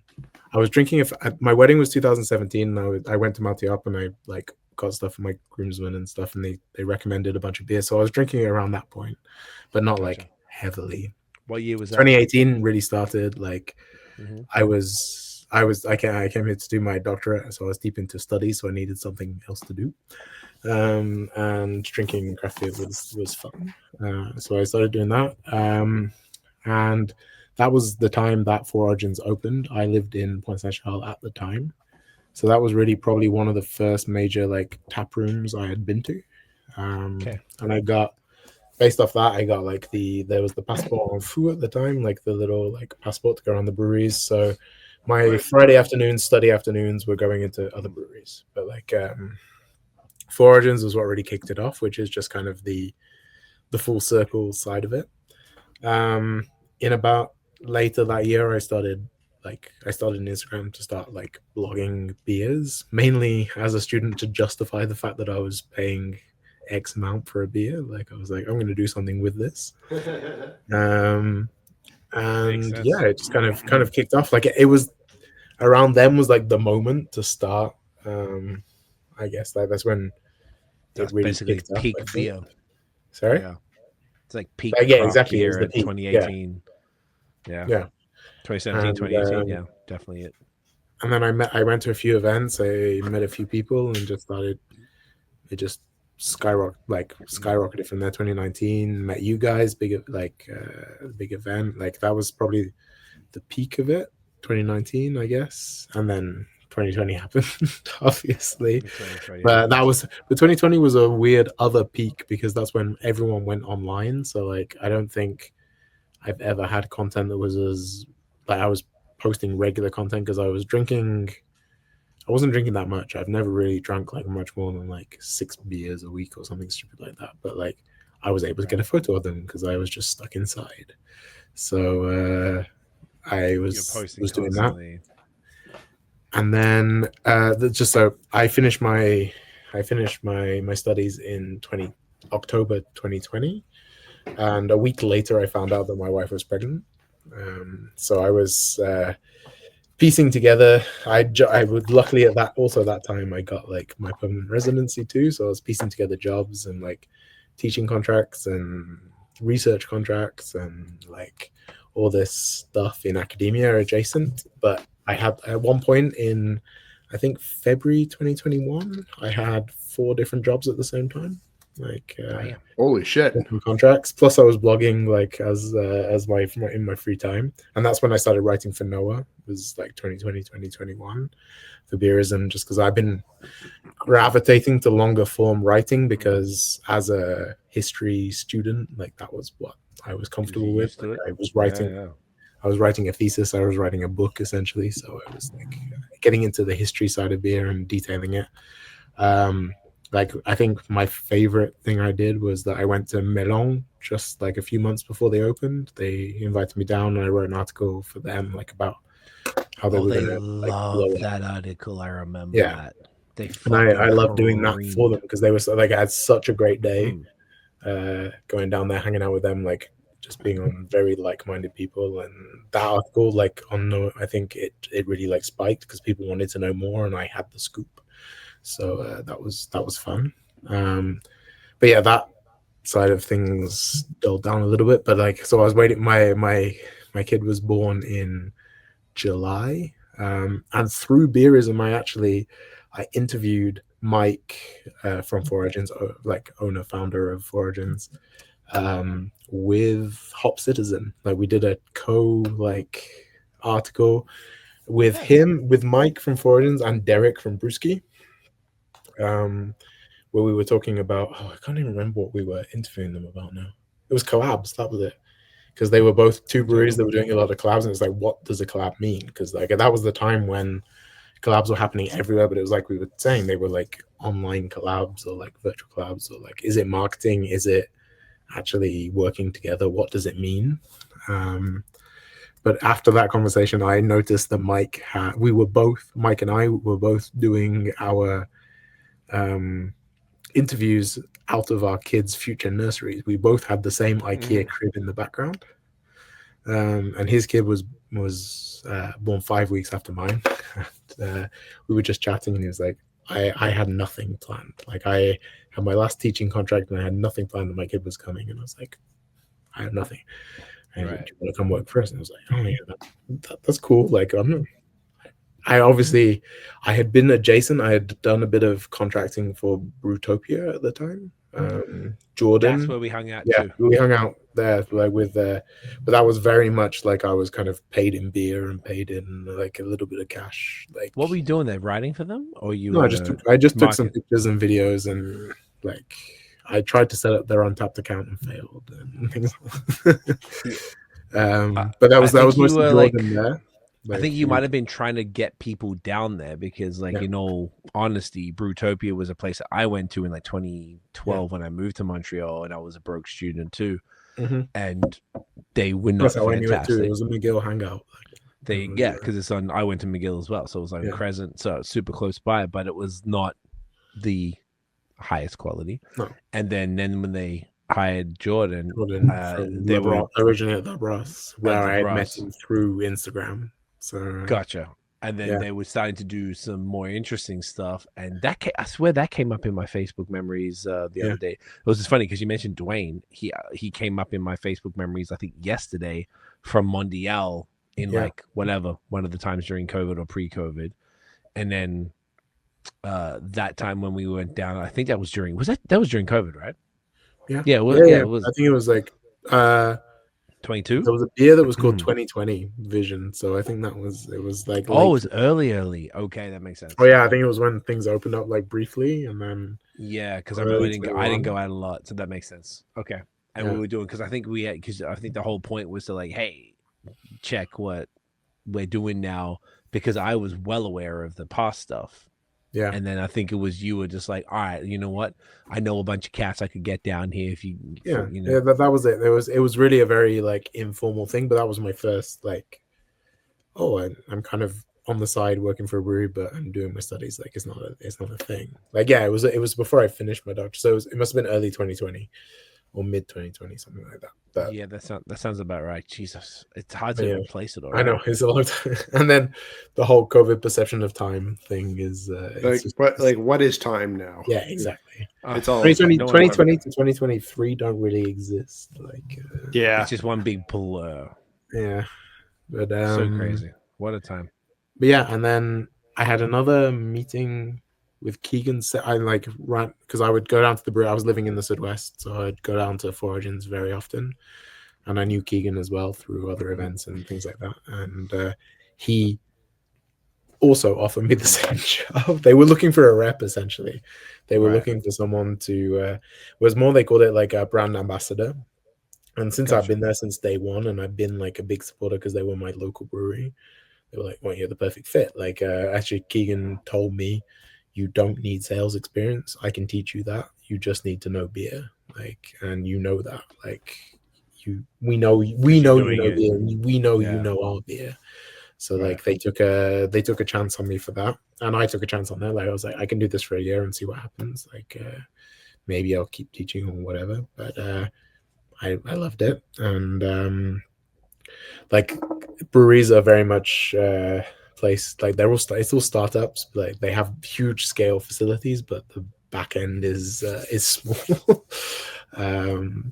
And yeah, I was on the road to start with, mostly like forage. We just opened the Dorval facility, so it was like my first meetings with clients were like reassuring them that we're not becoming like, we're innovating at the downtown location, but we're bringing flagships. Like we're not like going full into just the entire grocery market. We're still doing like fun specialty things. You're not like going corporate. Yeah, exactly. Yeah, that was essentially it. And then Was that the episode now name? you have Going corporate? a line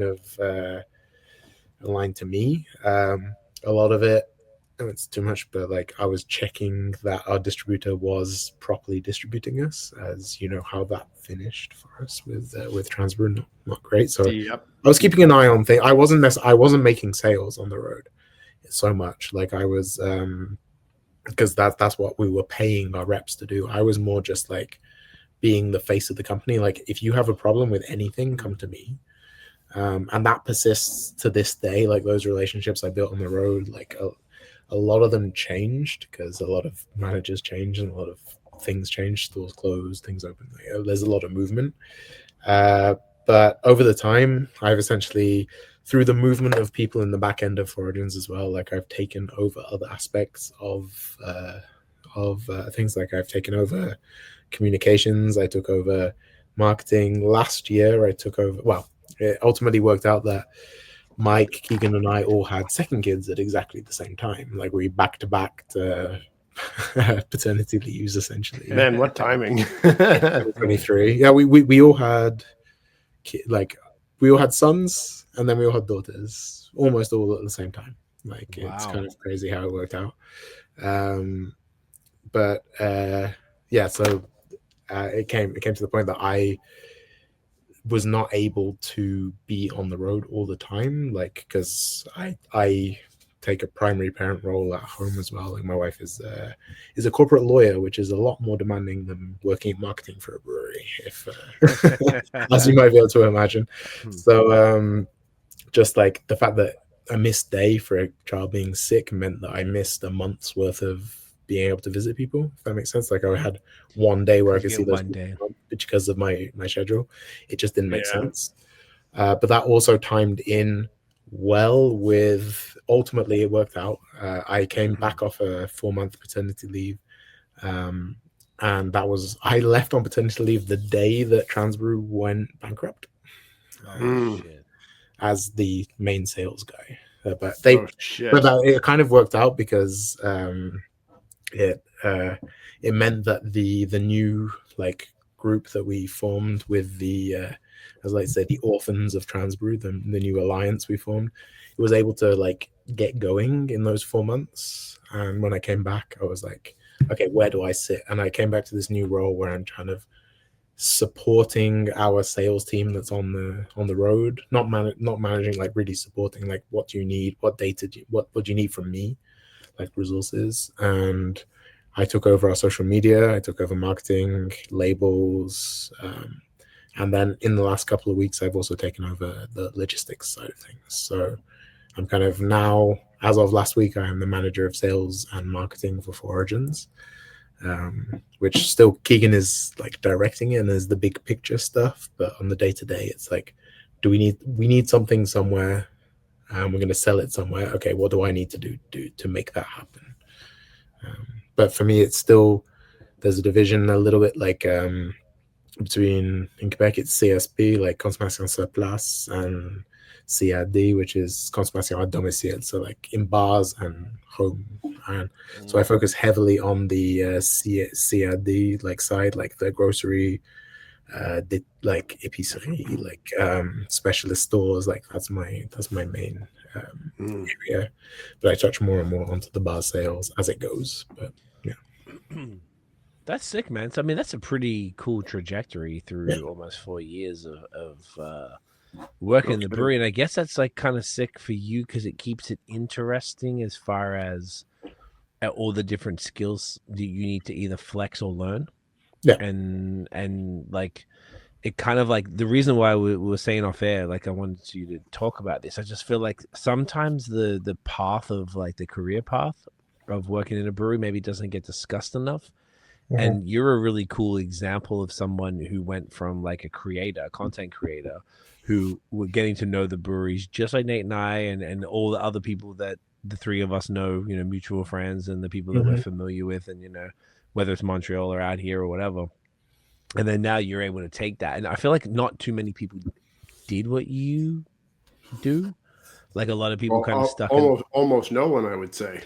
The only person like PR, he worked for a bunch of different breweries, but he was working for Rallerbach for a bit and going pretty hard, and then he was with DCL and stuff. But I don't think he sort of like leaned back into that. He's really gone hard in his pod, which is awesome because he's the main like French language podcast, which is awesome. So shouts to IPA podcast. Yeah. Shouts to Pierre, like he's like the other contemporary of us that like. It's funny you mentioned it because I went for a drink with him to discuss whether I should take the job or not. Like, and he was and he gave some good advice. Like, yeah, good advice. Like, as in telling me the negative side of it from when we were in the COVID era. So going and doing face-to-face sales was not the easiest, but like, yeah, it worked out nicely. And within a couple of months of working at the job, I was doing a podcast with him. Like it was fun. Yeah. That's perfect. See, like, Pierre's been like a real like solid dude in that scene, and like we talked about him with Derek from Brewski on here. Like he's the only one. Like there's not really any of us who are sort of like lasting and keep going. So like in 10 years, I don't know how many years. Pierre's probably been like 5, maybe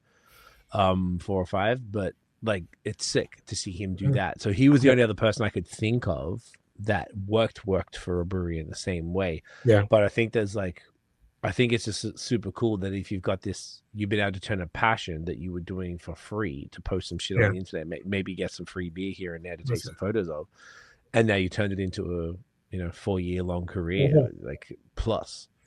It's almost like probably the dream of a lot of people getting into the craft beer. Content creator side of things. That's it. When it was like the Brewtopia thing happened, I was like, this is just if anything, actually, it was a distraction from what I was doing, like study wise. I was like, this is not going to become a thing. Like, don't worry about it. Like, just do it. I was passionate about it, and I was passionate about teaching and about like academia and stuff at the time. But the academia route with the pandemic I became a lot less passionate about teaching on Zoom, incidentally. Strange how that happened. Yeah, funnily enough, and we didn't know what it was going to happen in what teaching looked like the next few years down the line, and it got to the point where I was like, I wasn't earning that much less by going into something I was very passionate about, and it worked out that it gave me the flexibility I needed for the family life that I like. The work-life balance is great. Like working for people that have kids the same age as mine they get it ideal. Like, and working in a brewing, just in the brewing industry is like, everyone's chill. It's like you get your work done, you do your work effectively, you do everything to your best of your ability. Everyone's happy. It doesn't matter. You don't have to be that 9 to 5. You don't need to be doing anything. A large part of your work is being on a podcast until midnight, like drinking some beers, like that's part of it. Like, and it's fun. I drove to Ottawa. I hung out with hung out with Adjunct this week, and then I hung out with you guys. Like, that's part of my job. It doesn't happen all the time, but it's a lot. It's a part of my job, and it's fun. Like, I'm happy doing what I'm doing, and it's good. Like, it's enough to I've like been sticking at doing it and taking on more and more responsibility where I can, because like you say, it's trying to build some kind of skill set and some kind of career out of it now. Like, this is what I'm doing. So yeah. And then funny enough, it kind of came full circle. Like, I came in not doing any kind of content stuff.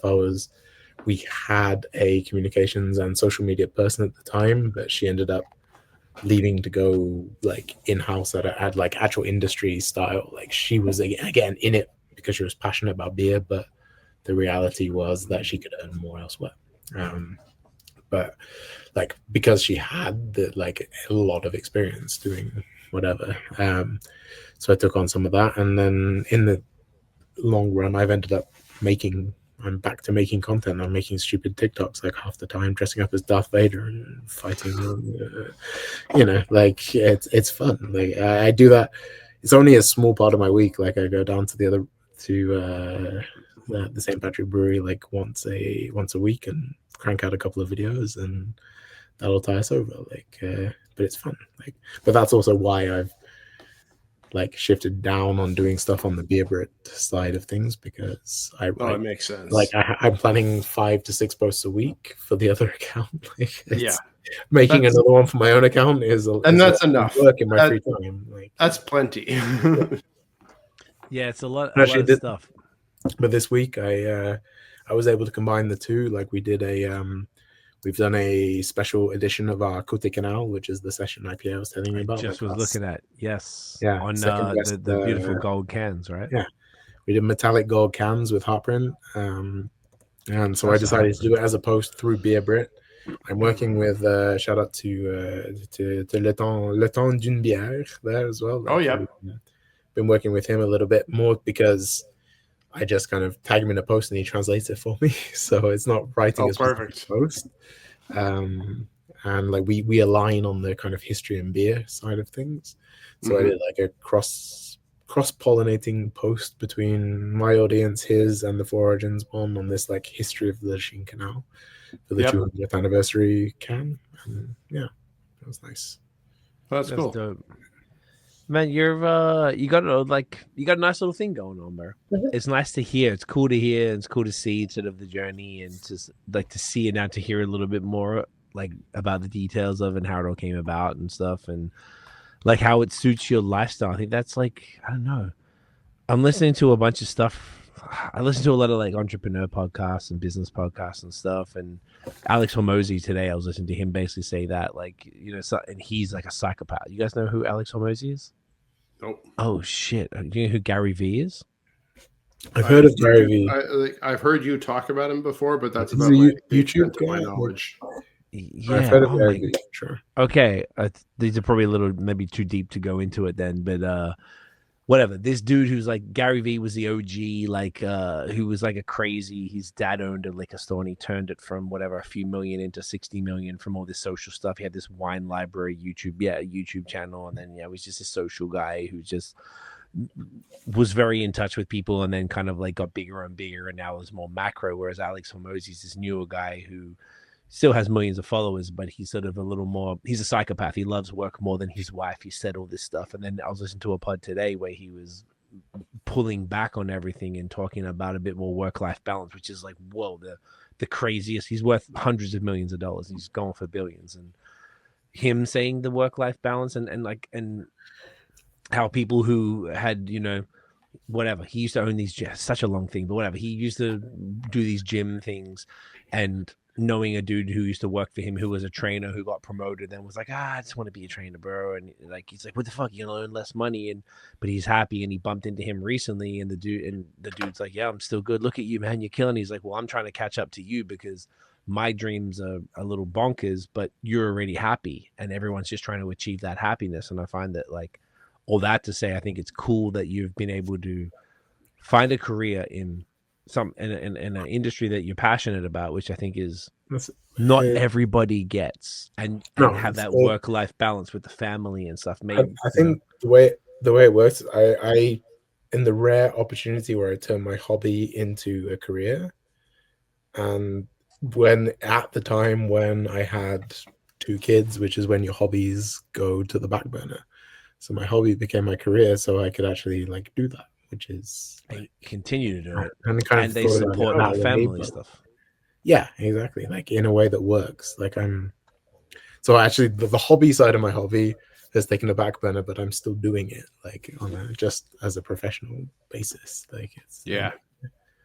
I'm still using the writing stuff. I'm still doing, like, even when I started, I was contributing towards the descriptions, even though that wasn't me writing them. I was like, I'll give you tasting notes. Like, that's what I'm good at. So, right. Yeah. It's very cool, man. It's awesome. So thank you for telling us that story. Yeah, I feel like we got a nice little catch up on where For Origins is at, what's going on with the Glorious and Free thing, which is sick, which is coming out. So this podcast will come out in a couple of weeks. So yeah, the beer will be available. We'll probably have our Quebec lager by that time as well. So we'll have the 200% Quebec beers at the same time. So look out for that. Yeah, get all of those in here. That's what's called Vive le Quebec. Yeah, Vive le Quebec lager. What? So love it.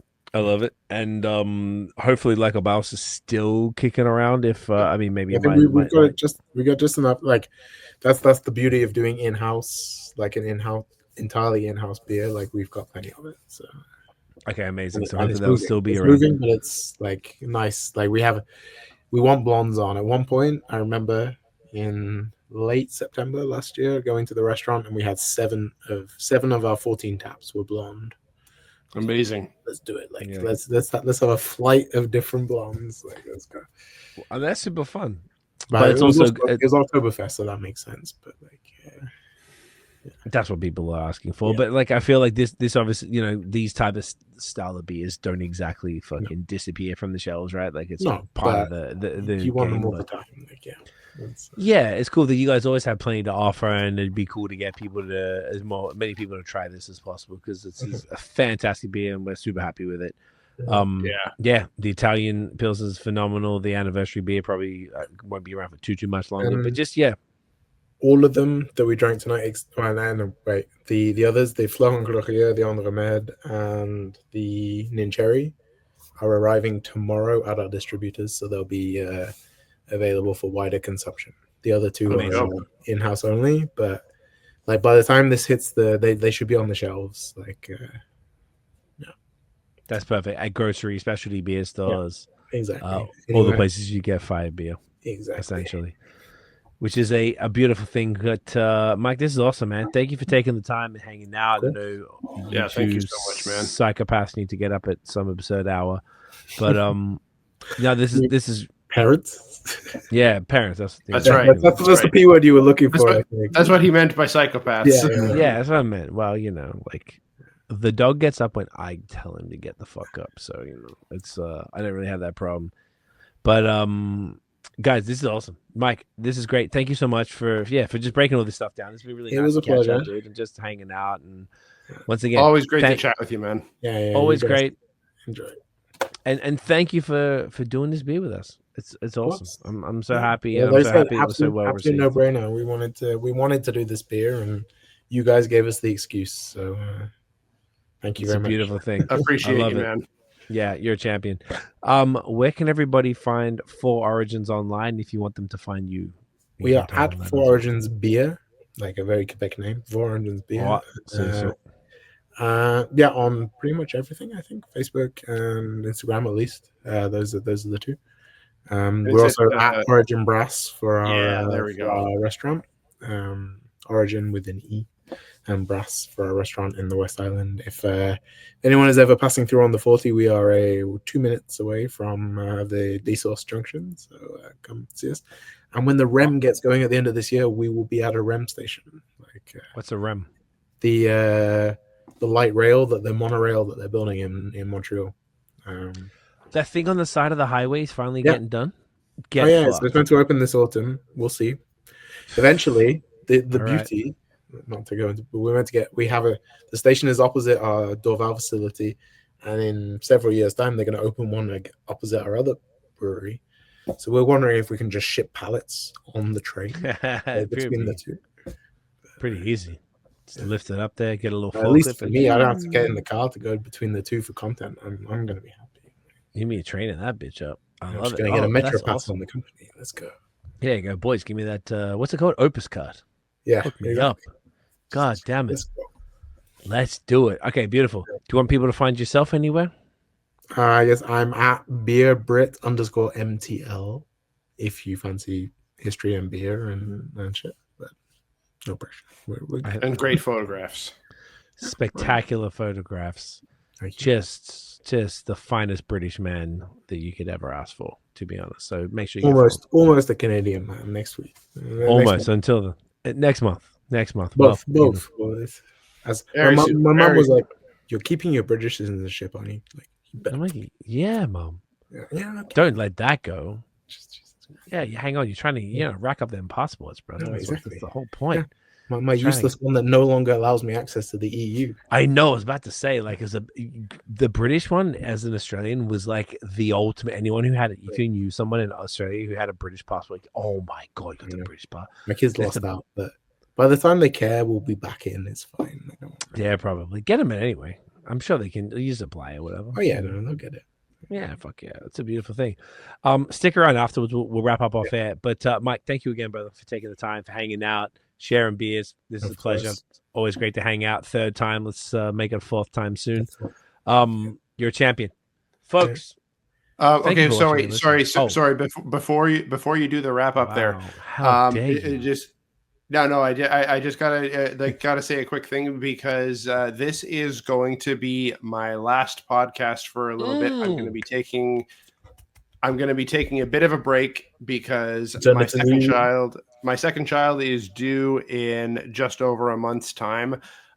So I've got a lot of work to do to prepare for that, and then I'm going to be taking some time to get my feet before I jump back in. But I will be back. So I'm going to be taking a break for a few months, but I'll be back probably sometime in the fall this year.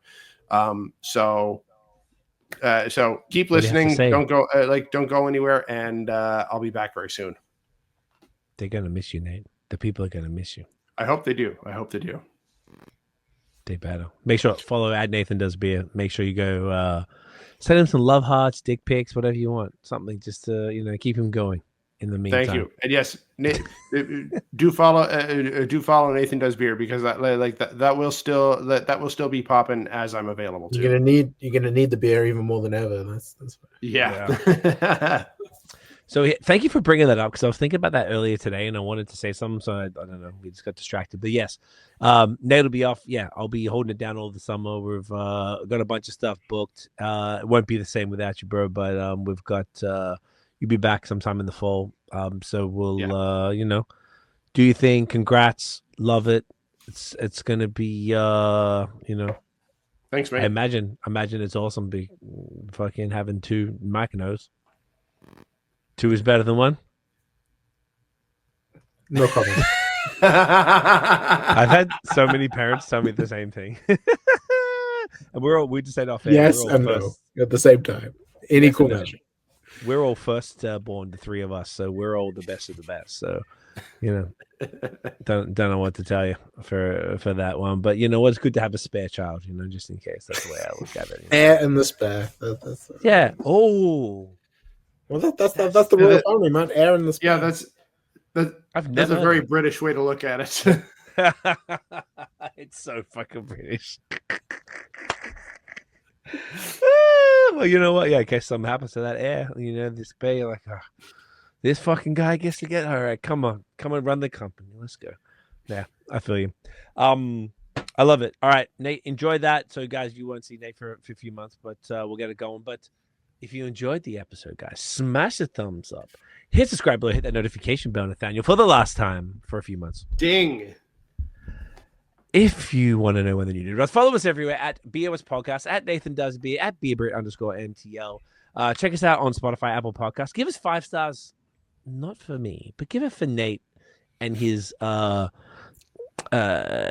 fertile loins, and for Michael, and he's also fertile loins. 5 stars. And comment #fertile loins. For a chance to win a 6-pack of beer. And I don't know. Fuck. We'll see you in the next one, guys. Love you all. It's just gonna be stuck with me all summer. Fucking, it's Nate's fault. Don't forget it. Unfertile, Lloyd. Yeah, unfertile. I don't know. I've never tried. I never attempted. So that's my guess is extraordinarily unfertile, which is probably in my benefit here. So I don't know. I'm gonna get tested. Love you all. So bad. Ta-ta. Cheers.